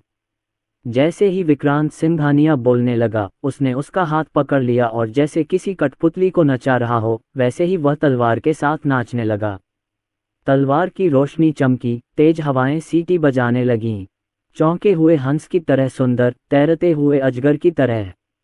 तलवारबाजी, जो स्पष्ट रूप से हत्या की एक कला है, विक्रांत सिंघानिया के हाथों में आकर रूपांतरित हो गई और सुरुचिपूर्ण होने के साथ साथ हत्या के इरादे से भी ओतप्रोत हो गई। खींचना, नेतृत्व करना, उठाना, रोकना, प्रहार करना, धक्का देना, निशाना लगाना, ढहाना, हिलाना, दबाना, काटना, रोकना, धोना। तलवार की हर चाल, हर मुद्रा अत्यंत सटीक थी। इससे हल्की सी अदृश्य गति भी उत्पन्न हो रही थी। शुरू में लड़की को उनके शारीरिक संपर्क का एहसास हो रहा था। शर्म से उसका सुंदर चेहरा लाल हो गया था। लेकिन जल्द ही वह विक्रांत सिंघानिया के तलवार नृत्य से मंत्रमुग्ध हो गई। उसमें इतनी मग्न हो गई कि खुद को उससे बाहर निकालना उसके लिए असंभव हो गया। जब तलवार नृत्य समाप्त हुआ तो विक्रांत सिंघानिया ने उसका हाथ छोड़ दिया, अपने हाथ पीठ के पीछे बांध लिए और मुस्कुराते हुए लड़की को देखने लगे। लड़की की खूबसूरत आंखें चौड़ी और भावहीन थीं, मानो वह विचारों में खोई हुई हो। रूप में पूर्ण होते हुए भी तुम्हारी तलवार में इरादे का अभाव है। तथाकथित तलवार दाव आध्यात्मिक है, जो गति और इरादे पर जोर देती है। फिर विक्रांत सिंघानिया ने धीमी आवाज में बात की। उनके शब्दों ने लड़की को वास्तविकता में वापस ला दिया। फिर लड़की अचानक होश में आए। उसके चेहरे पर समझदारी का भाव था। तो बात ऐसी है। विक्रांत सिंघानिया ने एक गुरु की तरह सिर हिलाया, मानो वह सचमुच अभी अभी यहाँ से गुजरे हों और लड़की को कुछ मार्गदर्शन देना चाहते हों। बोलने के बाद वह जाने के लिए मुड़ गए। महिलाओं को आकर्षित करते समय नखरे दिखाना जरूरी है। अगर कोई आसानी से उनकी बात मान लेता है और उन पर निर्भर रहता है, तो उसे चापलूस समझा जाएगा और उसकी अहमियत कम हो जाएगी। उसकी पीठ को जाते हुए देखकर लड़की ने एक कदम आगे बढ़ाया। उसके लाल होंठ हल्के से खुले हुए थे। क्या मैं सीनियर का नाम जान सकती हूँ? उसने लड़की की ओर मुड़कर देखा और धीरे से दो शब्द कहे, विक्रांत सिंघानिया। अपने भाषण के बाद वह एक दिव्य इंद्रधनुष में परिवर्तित हो गया और आकाश में विलीन हो गया। सूर्य पवित्र भूमि के उच्च पदस्थ अधिकारियों के साथ वहां से चला गया। विक्रांत सिंघानिया। लड़की की खूबसूरत आंखें चमक उठीं और वह खुद से बुदबुदाई। उसके दिल में अचानक एक तरह की हानि का भाव उमड़ आया। समूह में दोबारा शामिल हुए विक्रांत सिंघानिया को देखकर वृद्ध पूर्वज चंद्र ने चापलूसी भरी मुस्कान के साथ पूछा, महाराज, इस महिला में ऐसा कौन सा गुण या क्षमता है जो महाराज का ध्यान आकर्षित करती है? विक्रांत सिंघानिया समझाने में बहुत आलसी थे। जाओ और मेरे लिए उसकी पहचान और पृष्ठभूमि की पूरी तरह से जांच करो। ये भी पता लगाए कि क्या वह रखेल की बेटी है, क्या उसका कोई मंगेतर है, क्या बचपन में उसकी मां को किसी रहस्यमय व्यक्ति ने अगवा कर लिया था, क्या उसे जान से मारने की कोशिश की गई थी, और क्या वह 3 साल तक घर पर निकम्मी रही। मेरे लिए हर एक छोटी से छोटी बात की जांच कीजिए। वृद्ध पूर्वज चंद्र के माथे पर ठंडे पसीने की बूंदें आ गईं और उन्होंने सहमति में सिर हिलाया। समूह ने महान सूर्य पवित्र भूमि की ओर अपना सफर जारी रखा और आधे दिन से भी कम समय में वहां पहुंच गया। महान सूर्य पवित्र भूमि के पर्वतीय द्वार के बाहर गश्त कर रहे शिष्यों ने इतने भव्य जुलूस को देखकर तुरंत आगे बढ़कर पूछताछ करने का इरादा किया। अप्रत्याशित रूप से विक्रांत सिंघानिया ने हाथ हिलाते हुए कहा, मेरे लिए इस जगह को दबा दो। इसके बाद की प्रक्रिया सरल लेकिन क्रूर थी। किसी प्राचीन पूर्वज की अध्यक्षता के बिना महान सूर्य पवित्र भूमि की शक्ति का मुकाबला नहीं कर सकी और अप्रस्तुत होने के कारण वे 2 अगरबत्तियों से भी कम समय में पवित्र भगवान और बुजुर्गों से लेकर साधारण शिष्यों तक सभी के अधीन हो गए। ग्रेट सन होली लैंड मुख्य हॉल के बाहर का चौक। विक्रांत सिंघानिया अपने हाथ पीठ के पीछे बांधकर खड़ा था। उसकी निगाहें कैदियों पर टिकी हुई थीं और उसकी आंखों में निराशा झलक रही थी। जैसा कि उसने उम्मीद की थी, महान सूर्य पवित्र भूमि में न तो कोई नियति का बच्चा था और न ही कोई विशेष वंश का व्यक्ति। वह अपना सिर हिलाए बिना नहीं रह सका। उसने भक्षक अमर दानव रूप को आह्वान किया, और एक भयानक भक्षक शक्ति तुरंत फैल गई, जिसने महान सूर्य पवित्र भूमि के भयभीत उच्च पदस्थ अधिकारियों को पूरी तरह से नष्ट कर दिया। महान सूर्य पवित्र भूमि के उच्च पदस्थ अधिकारियों में से केवल 3 ग्रैंड एल्डर ही अर्ध संत विधि क्षेत्र में थे, शेष पवित्र भगवान और एल्डर केवल साधना के स्वर्गीय आदरणीय क्षेत्र में थे। अत्यंत दुखद विलापों के बीच वे ममीकृत शवों में परिवर्तित हो गए और हवा के साथ गायब हो गए। विक्रांत सिंघानिया की साधना, जो अभी अभी अर्ध संत विधि क्षेत्र के चौथे चरण में प्रवेश कर चुकी थी, ने एक बार फिर से सफलता प्राप्त की और अर्ध संत विधि क्षेत्र के 5वें चरण में पहुंच गई। महाराज, इन बंदियों के साथ क्या किया जाना चाहिए? स्वामी तेक्सू ने कांपते हुए पूछा, विक्रांत सिंघानिया की ओर देखते हुए, जो शैतानी ऊर्जा से भरपूर था, इस डर से कि अगर उन्होंने उसे नाराज किया तो विक्रांत सिंघानिया उन्हें खा जाएगा। विक्रांत सिंघानिया ने नीचे बंधे हुए कैदियों पर एक नज़र डाली। उनके चेहरे पर उदासीनता के भाव थे। उन सबको मार डालो, कहीं ऐसा न हो कि कोई बाहर जाकर बकवास करने लगे। इतना कहकर उसने नीचे विलाप कर रहे कैदियों की अनदेखी की और जिस रास्ते से आया था उसी रास्ते से लौट गया। कैदियों से निपटना बहुत झंझट भरा था, इसके लिए प्रयास और सोच विचार की आवश्यकता होती थी। उन्हें मार देना और इस मामले को खत्म कर देना कहीं अधिक सरल था। ये देखकर कि उनका सूर्य की पवित्र भूमि छोड़ने का कोई इरादा नहीं था, वृद्ध पूर्वज चंद्र के माथे से ठंडे पसीने की बूंदें बहने लगीं और उन्होंने एक व्यंग्यात्मक मुस्कान दी। करण शेरगिल की वापसी में अभी कुछ समय बाकी था। विक्रांत सिंघानिया की आपातकालीन योजना पूरी तरह से तैयार थी। वह करण शेरगिल की प्रतिक्रिया देखने के लिए काफी उत्सुक था जब वह अपनी सेना को उस क्षेत्र में ले जाएगा और पाएगा कि उसने बड़ी मेहनत से जिन प्रमुख बलों को इकट्ठा किया था वे सभी गद्दार बन गए हैं। एहतियात के तौर पर उन्होंने एल्डर दीवान को आदेश दिया कि वे अग्रिम पंक्ति में कुछ पहरेदारों को उनके पदचिह्नों को छुपाने के लिए छोड़ दें और उत्तरी सीमा सेना की मुख्य टुकड़ी को उत्तरी शहर में वापस बुला लें। इसके अलावा उन्होंने राजकुमारी नंदिनी से भी संपर्क किया था। इस समय तक राजकुमारी नंदिनी ग्रेट जोऊ में सिंहासन पर आसीन हो चुकी थीं, नई साम्राज्य बन चुकी थीं और उन्होंने शाही दरबार पर पूरी तरह से नियंत्रण कर लिया था। उनका शब्द सर्वोपरि था। महान जोऊ राजवंश, गहन संत अमर राजवंश और पाताल लोक नामक एक तटस्थ देश के बीच एक बफर क्षेत्र था। यदि पाताल लोक बलपूर्वक आक्रमण करना चाहता तो उसे अनिवार्य रूप से महान जोऊ राजवंश से होकर गुजरना पड़ता। इतिहास भर में ऐसे मामलों का सामना करते हुए महान जोऊ राजवंश की प्रतिक्रिया हमेशा तटस्थ रहने और खुद को संरक्षित रखने की रही है। लेकिन अब महान जोऊ राजवंश पर उसका कब्जा हो चुका था, जो उसकी आंखें और कान बन गया था और स्वाभाविक रूप से पाताल लोक की निगरानी में उसकी मदद करेगा। करण शेरगिल ने शायद कभी सपने में भी नहीं सोचा होगा कि उत्तरी सीमा की दोनों प्रमुख शक्तियां और तटस्थ महान जोऊ राजवंश पहले से ही गुप्त रूप से उनके नियंत्रण में थे। करण शेरगिल को लगा कि उसकी योजना त्रुटिहीन है और इस बार विक्रांत सिंघानिया का पतन निश्चित है। उसे इस बात का जरा भी अंदाजा नहीं था कि वह खुद महज एक मस्खरा था। विक्रांत सिंघानिया ने लंबे समय से उसकी आशंका को भांप लिया था और इसका फायदा उठाते हुए उसके लिए जाल बिछाया था ताकि वह उसमें फंस जाए। सूर्य की पवित्र भूमि, शिष्य अमर गुफा क्षेत्र। वरिष्ठ बहन अंजलि, क्या उत्तर के राजा ने सचमुच आपको तलवारबाजी सिखाई थी? मुझे एक बार महामहिम से मिलने का सौभाग्य प्राप्त हुआ था और उनका वीर स्वभाव विस्मयकारी था, पवित्र भूमि के किसी भी विलक्षण प्रतिभा वाले व्यक्ति की तुलना में कहीं अधिक। यदि मुझे महामहिम से मिलने का सौभाग्य प्राप्त हो जाए तो मृत्यु भी इसके योग्य होगी। वरिष्ठ बहन अंजलि और महाराज एक दूसरे के लिए बिल्कुल उपयुक्त हैं।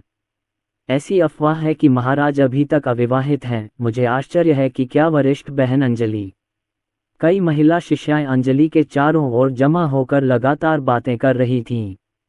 अंजलि के सुंदर चेहरे पर बेबसी के भाव साफ झलक रहे थे।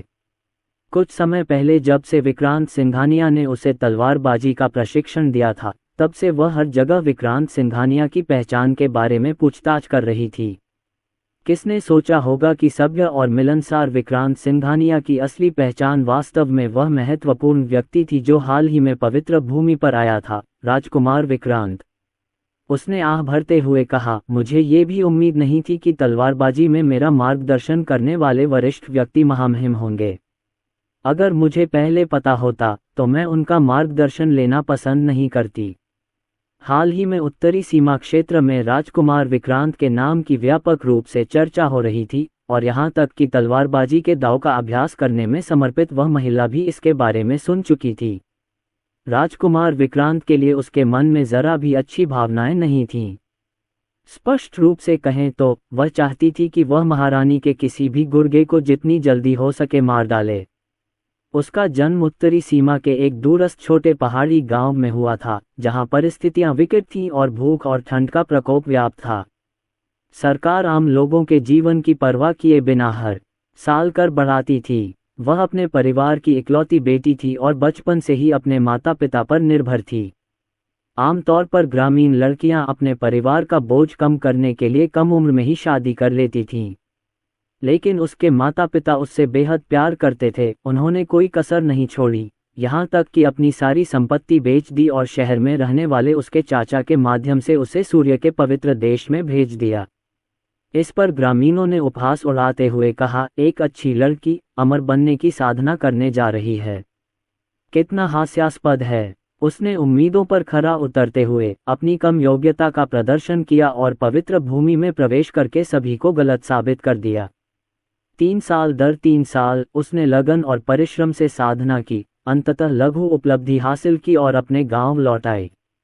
उसका इरादा अपने माता पिता का कर्ज चुकाने और उस बुजुर्ग दंपति को अपने सुनहरे दिन आराम से बिताने देने का था। लेकिन अप्रत्याशित रूप से पहाड़ी गांव में सब कुछ पहले से ही वीरान था। उसे अपने घर में पुआल की चटाइयों में लिपटे हुए 2 सूखे हुए शव मिले। उस दिन उसका दिल टूट गया था। उसने हर चीज के लिए महारानी को दोषी ठहराया और महारानी को जान से मारने की कसम खाई। उसने अपने साथियों को विदा किया और अपनी अमर गुफा में लौट आई, पालथी मारकर बैठ गई और अपने भंडारण वलय से एक छोटी बोतल निकाली। वह बोतल साधारण सी थी, मानो किसी मिट्टी के बर्तनों के बाजार से खरीदी गई कोई सस्ती वस्तु हो। वास्तव में इसमें एक गुप्त रहस्य छिपा था।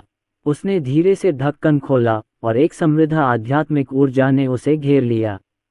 मैंने बहुत सारा पैसा बचा कर रखा था। उसने खुशी जाहिर करते हुए बोतल में मौजूद आध्यात्मिक तरल को एक ही घूंट में पी लिया। उसे इस बात का एहसास नहीं हुआ कि उसके पीछे की खाली जगह के नीचे एक व्यक्ति छिपा हुआ था। वो विक्रांत सिंघानिया थे।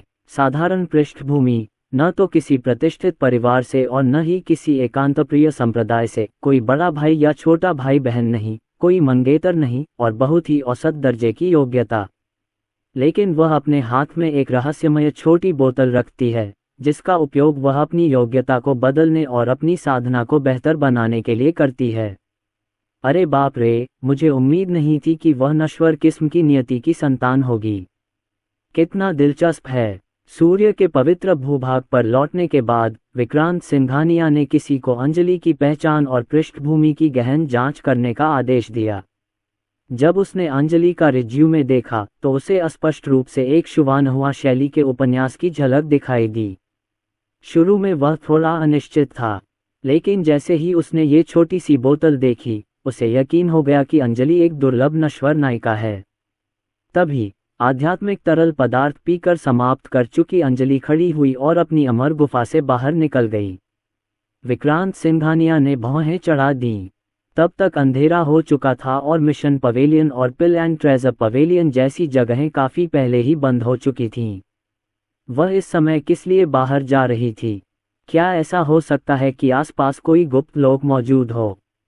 हिंदी उपन्यासों में प्रचलित विषयों के बारे में सोचते हुए विक्रांत सिंघानिया को यह महसूस होने लगा कि यह संभव है, इसलिए वह तुरंत आगे बढ़ा और अंजलि के पीछे चल दिया।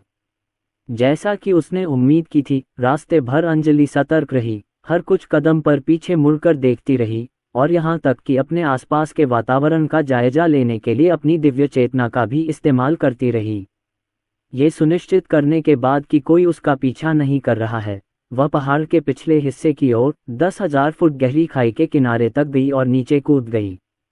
विक्रांत सिंघानिया भी उनके ठीक पीछे पीछे कूदते हुए नीचे आ गए। भनभनाहट। विक्रांत सिंघानिया के पूरे शरीर में एक रहस्यमय स्थानिक शक्ति का प्रवाह हुआ। जब उसे होश आया, तब तक वह एक विशाल गुफा में पहुंच चुका था। आसपास की दीवारों में रंगीन स्पिरिट स्टोन जड़े हुए थे, जिनसे हल्की चमक निकल रही थी, जो पहली नज़र में काफ़ी असाधारण लग रही थी। गुफा के केंद्र में एक प्राचीन कांसे का दरवाजा खड़ा था, जिस पर 3 अक्षर खुदे हुए थे, नन्हे 9 स्वर्ग। पीतल के दरवाजे के सामने एक बर्फ का ताबूत पड़ा था, जिससे कंपा देने वाली ठंड निकल रही थी। अंजलि बर्फ के ताबूत के सामने खड़ी थी, उसके चेहरे पर आदर का भाव था। गुरुजी, मैं राजकुमार विक्रांत सिंघानिया से मिली हूँ। बर्फ के ताबूत से आध्यात्मिक ऊर्जा की एक लहर निकली और उसमें से एक आत्मा का अंश प्रकट हुआ। शेष आत्मा के प्रकट होने के साथ ही एक राजसी दिव्य शक्ति ने दबाव डाला, जिससे विक्रांत सिंघानिया का हृदय भय से व्याकुल हो गया।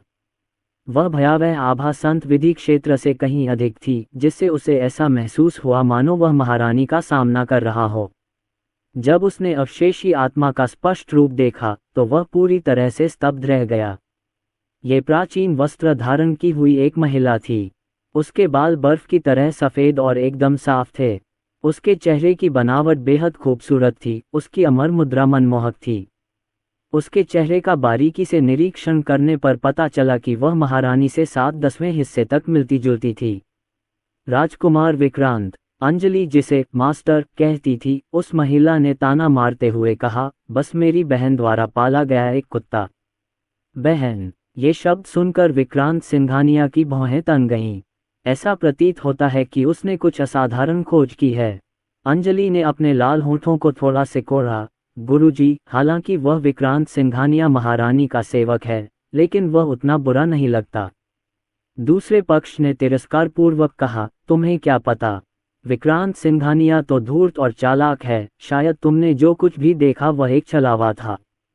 और अगर वह सचमुच एक अच्छा इंसान भी है तो इससे क्या फर्क पड़ता है। वह महारानी का कुत्ता है, जब तक महारानी आदेश देती रहेंगी उसे अच्छे या बुरे की परवाह नहीं होगी। लगता है तुम दोनों को मेरे बारे में गलतफहमी है, मैं हमेशा से ही बहुत बुरा रहा हूँ। विक्रांत सिंघानिया ने मन ही मन सोचा। फिर उसने उस रहस्यमयी महिला को दोबारा बोलते हुए सुना, अंजलि, याद रखना, पुरुषों पर भरोसा नहीं किया जा सकता। चूंकि उन्होंने कृपापूर्वक आपका मार्गदर्शन किया, इसलिए उन्होंने आप में कुछ असाधारण बात जरूर देखी होगी। मैं जानता हूं कि तुम अपनी जवानी के चरम पर हो, और मैं, तुम्हारा गुरु, भी कभी उसी उम्र का था, लेकिन ठीक इसी वजह से मैं नहीं चाहता कि तुम्हें कोई नुकसान पहुंचे। सम्राट अशोक लौट रहे हैं। वे अग्नि सम्राट के पुत्र हैं, भावी सर्वोच्च शासक हैं, और आप में पिछली वंश की ड्रैगनची का अंतिम अंश समाहित है, जो रूढ़िवादी वंश को पुनर्स्थापित करने के लिए एक अनिवार्य तत्व है। आपका शरीर सम्राट अशोक का है। अगर आपका सामना फिर से उस विक्रांत सिंघानिया से हो जाए तो आपको पता है कि क्या करना है ना? उसकी आवाज़ दृढ़ और शक्तिशाली थी, जिसमें निर्विवाद प्रभुत्व झलक रहा था। विक्रांत सिंघानिया के पिछले जीवन में उसका व्यवहार उसे एक जीता जागता पिरामिड स्कीम लीडर बना देता। क्या बकवास है। भाग्य के 2 बच्चे आपस में कैसे उलझ गए? क्या अंजलि के भीतर पिछली राजवंश की ड्रैगनची समाहित है? उस रहस्यमयी महिला के शब्दों में निहित जानकारी इतनी व्यापक थी कि वह उसे एक बार में पचा नहीं सका। अंजलि ने अपने लाल होठों को थोड़ा सिकोड़ा और सिर हिलाया। शिष्य समझ गया है। अगर मेरी मुलाकात महाराज विक्रांत सिंघानिया से दोबारा हुई तो शिष्या उन्हें नज़रअंदाज कर देगी। बहुत अच्छा, महान लहर आ रही है, अपने सच्चे स्वरूप का पालन करना ही महान मार्ग है। रहस्यमयी महिला ने संतुष्टि से सिर हिलाया। आप जा सकते हैं। तभी अंजलि ने सावधानीपूर्वक पीछे हटना शुरू किया। मुझे उम्मीद नहीं थी कि यह अंजलि इतनी महत्वपूर्ण होगी। उसके भीतर ड्रैगनची भी समाहित है। अगर मैं उसे हरा सकता हूँ तो क्या स्वर्ग और मनुष्य के मेरे 5 पतन आसानी से हल नहीं हो जाएंगे?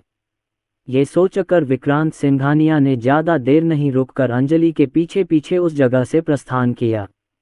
अगले दिन सुबह आकाश में हल्की रोशनी थी, पहाड़ों पर कोहरा छाया हुआ था और सुगंधित फूलों के बीच पक्षी चहचहा रहे थे।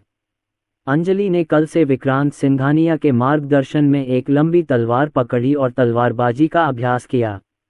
उसके पैरों की चाल फुर्तीली और चकमा देने वाली थी। उसकी तलवारबाजी उत्कृष्ट थी, कभी भव्य और व्यापक, तो कभी स्थिर और संतुलित तलवार की हवा सीटी बजाती हुई सुनाई देती थी। विक्रांत सिंघानिया अपने हाथों को पीठ के पीछे बांधे हुए कुछ समय बाद उसके सामने आ गया था और दूर से उसे देख रहा था। विक्रांत सिंघानिया के आगमन को देखते ही उसकी आंखों में घबराहट की एक झलक दिखाई दी, फिर वह गायब हो गई और उसने उसे अनदेखा करने का नाटक करते हुए अपना तलवार नृत्य जारी रखा। उसे समझ नहीं आ रहा था कि विक्रांत सिंघानिया अपने रुतबे के बावजूद उसे क्यों घूर रहा था। उसकी प्रतिभा स्पष्ट रूप से बहुत साधारण थी।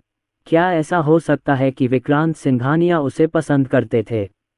जैसे ही यह विचार उसके मन में आया, उसे थोड़ी शर्म महसूस हुई, फिर उसने अपना सिर हिलाकर इसे खारिज कर दिया।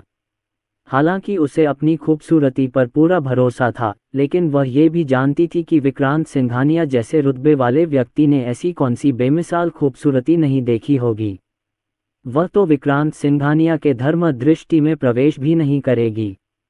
उसने बहुत दिमाग खपाया और अंत में उसे अपने शरीर के भीतर पोषित ड्रैगनची का ख्याल आया। क्या ये सच हो सकता है, जैसा कि मास्टर ने कहा था कि विक्रांत सिंघानिया का असली इरादा यही था? लेकिन गुरु ने यह भी कहा था कि उसके शरीर के भीतर की असामान्यता को जब तक कोई अमरलोक का शक्तिशाली प्राणी अवतरित न हो, साधारण साधक नहीं देख पाएंगे। उसका दिमाग अस्त व्यस्त था, उसकी तलवार के वार धीमे हो गए, अव्यवस्थित हो गए।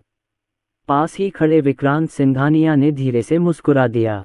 हालांकि उसे यह नहीं पता था कि प्रेम में डूबी लड़की अपने मन में क्या सोच रही थी, लेकिन संभवतः वह कुछ भी अच्छा नहीं सोच रही थी। महिलाओं के साथ अच्छे संबंध होने के कारण वह समझ गया था कि अंजलि इस समय उसका विरोध कर रही है।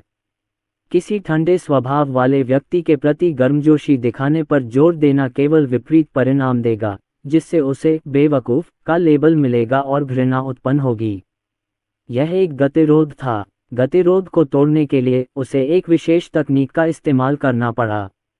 तलवार, आओ। उसने अपना हाथ पलटा और उसके हाथ में एक संत श्रेणी की लंबी तलवार प्रकट हो गई। अंजलि चौंक गई, उसके इरादों को लेकर अनिश्चित थी। उसने अपनी हरकतें रोक दी और उसे सतर्कता से देखने लगी। बहुत अच्छा, किसी महिला का ध्यान आकर्षित करना ही उसे जीतने का पहला कदम है। उसके होंठों के कोने पर हल्की सी मुस्कान आई। वह आगे बढ़ा, अपने हाथ में पकड़ी लंबी तलवार को घुमाया और सीधे अंजलि की ओर वार कर दिया।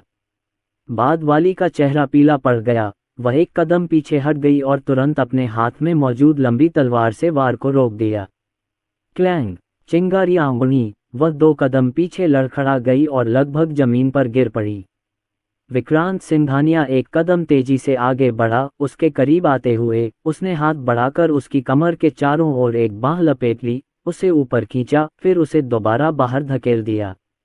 पल भर में विक्रांत सिंघानिया की तलवार की धार घूम गई, उसकी तलवारबाजी में प्रवाह आ गया और उसने उस पर फिर से हमला कर दिया। ये देखकर कि विक्रांत सिंघानिया ने किसी भी आध्यात्मिक शक्ति का प्रयोग नहीं किया, अंजलि ने अपने मोतियों जैसे दांतों को हल्के से भींचा। उसकी खूबसूरत आंखें युद्ध की भावना से भर गईं और उसने अपनी तलवार घुमाकर उसका सामना किया। Clang, clang, clang. सुबह के समय पहाड़ों में तलवारों के टकराने की तीक्ष्ण ध्वनि गूंज उठी, जो कानों को सुखद लगी। विक्रांत सिंघानिया ने अंजलि को लगातार पीछे धकेला, जिससे कभी कभी उसकी कमियां भी उजागर हुईं। जब भी ऐसा होता, विक्रांत सिंघानिया अपनी तलवार के सपाट भाग से उसे थप्पड़ की आवाज के साथ मारता, जरा भी दया नहीं दिखाता, जिससे वह दर्द से लगभग रोने लगती। दोनों सुबह से शाम तक आपस में भिड़ती रहीं। अंजलि पहले ही थक चुकी थी और अधिक देर तक टिकने में असमर्थ थी और धड़ाम से जमीन पर गिर पड़ी। दूसरी ओर विक्रांत सिंघानिया शांत रहे, उनकी सांसें भी नहीं चल रही थीं। उसे गिरते देख बिना कुछ कहे उसने अपनी तलवार के सपाट भाग से उसके सिर पर वार करने की कोशिश की। नहीं, बहुत दर्द हो रहा है। उसका सुंदर चेहरा दुख से भरा हुआ था, उसकी आंखें लाल थीं। उसने अपने शरीर को समेट लिया और अपने हाथों से अपना सिर ढक लिया। लेकिन विक्रांत सिंघानिया ने उसे प्यार करने और उसकी रक्षा करने का कोई इरादा नहीं दिखाया। उसने अपनी तलवार की सपाट सतह को घुमाकर उसके कोमल ऊपर उठे हुए नितंबों पर थप्पड़ मारा। धड़ाम। उफ! अपने नितंबों पर तेज जलन महसूस करते हुए वह सिसक उठी। तुम्हें आज सुबह मेरी अनदेखी करने के लिए किसने कहा था? तुम मार खाने के लायक हो। ये सुखद आवाज़ सुनकर विक्रांत सिंघानिया के होठों पर एक शरारती मुस्कान आ गई। इस समय अंजलि को बेहद अन्याय का एहसास हुआ। उसने अपना मुंह खोला, हिचकिचाई, फिर बोली, महामहिम महारानी के खास आदमी है, एक बुरे इंसान है, इसीलिए मैंने आपकी अनदेखी की। जैसे ही ये शब्द उसके मुंह से निकले, उसे तुरंत पछतावा हुआ। हालांकि पिछले 2 दिनों में उनके बीच हुई बातचीत से विक्रांत सिंघानिया सभ्य और सौम्य प्रतीत हुए। लेकिन जैसा कि कहावत है, आप किसी व्यक्ति का चेहरा तो जानते हैं, लेकिन उसका दिल नहीं। अंततः विक्रांत सिंघानिया महारानी का ही एक सेवक था। भेड़िया चाहे कितनी भी अच्छी तरह से भेष बदल ले, वह आखिर भेड़िया ही रहता है। उसके दिल में डर की एक झलक उठी। उसने घबराकर निगल लिया और कुछ आशंका के साथ विक्रांत सिंघानिया को देखने लगी। फिर भी विक्रांत सिंघानिया की मुस्कान में कोई बदलाव नहीं आया और उन्होंने खुद का मजाक भी उड़ाया। सचमुच महारानी एक बुरी इंसान है, और एक बुरे इंसान द्वारा पाले गए कुत्ते की तरह। वह बुरा इंसान मुझे जिसे भी काटने के लिए कहेगा, मुझे उसे काटना ही होगा।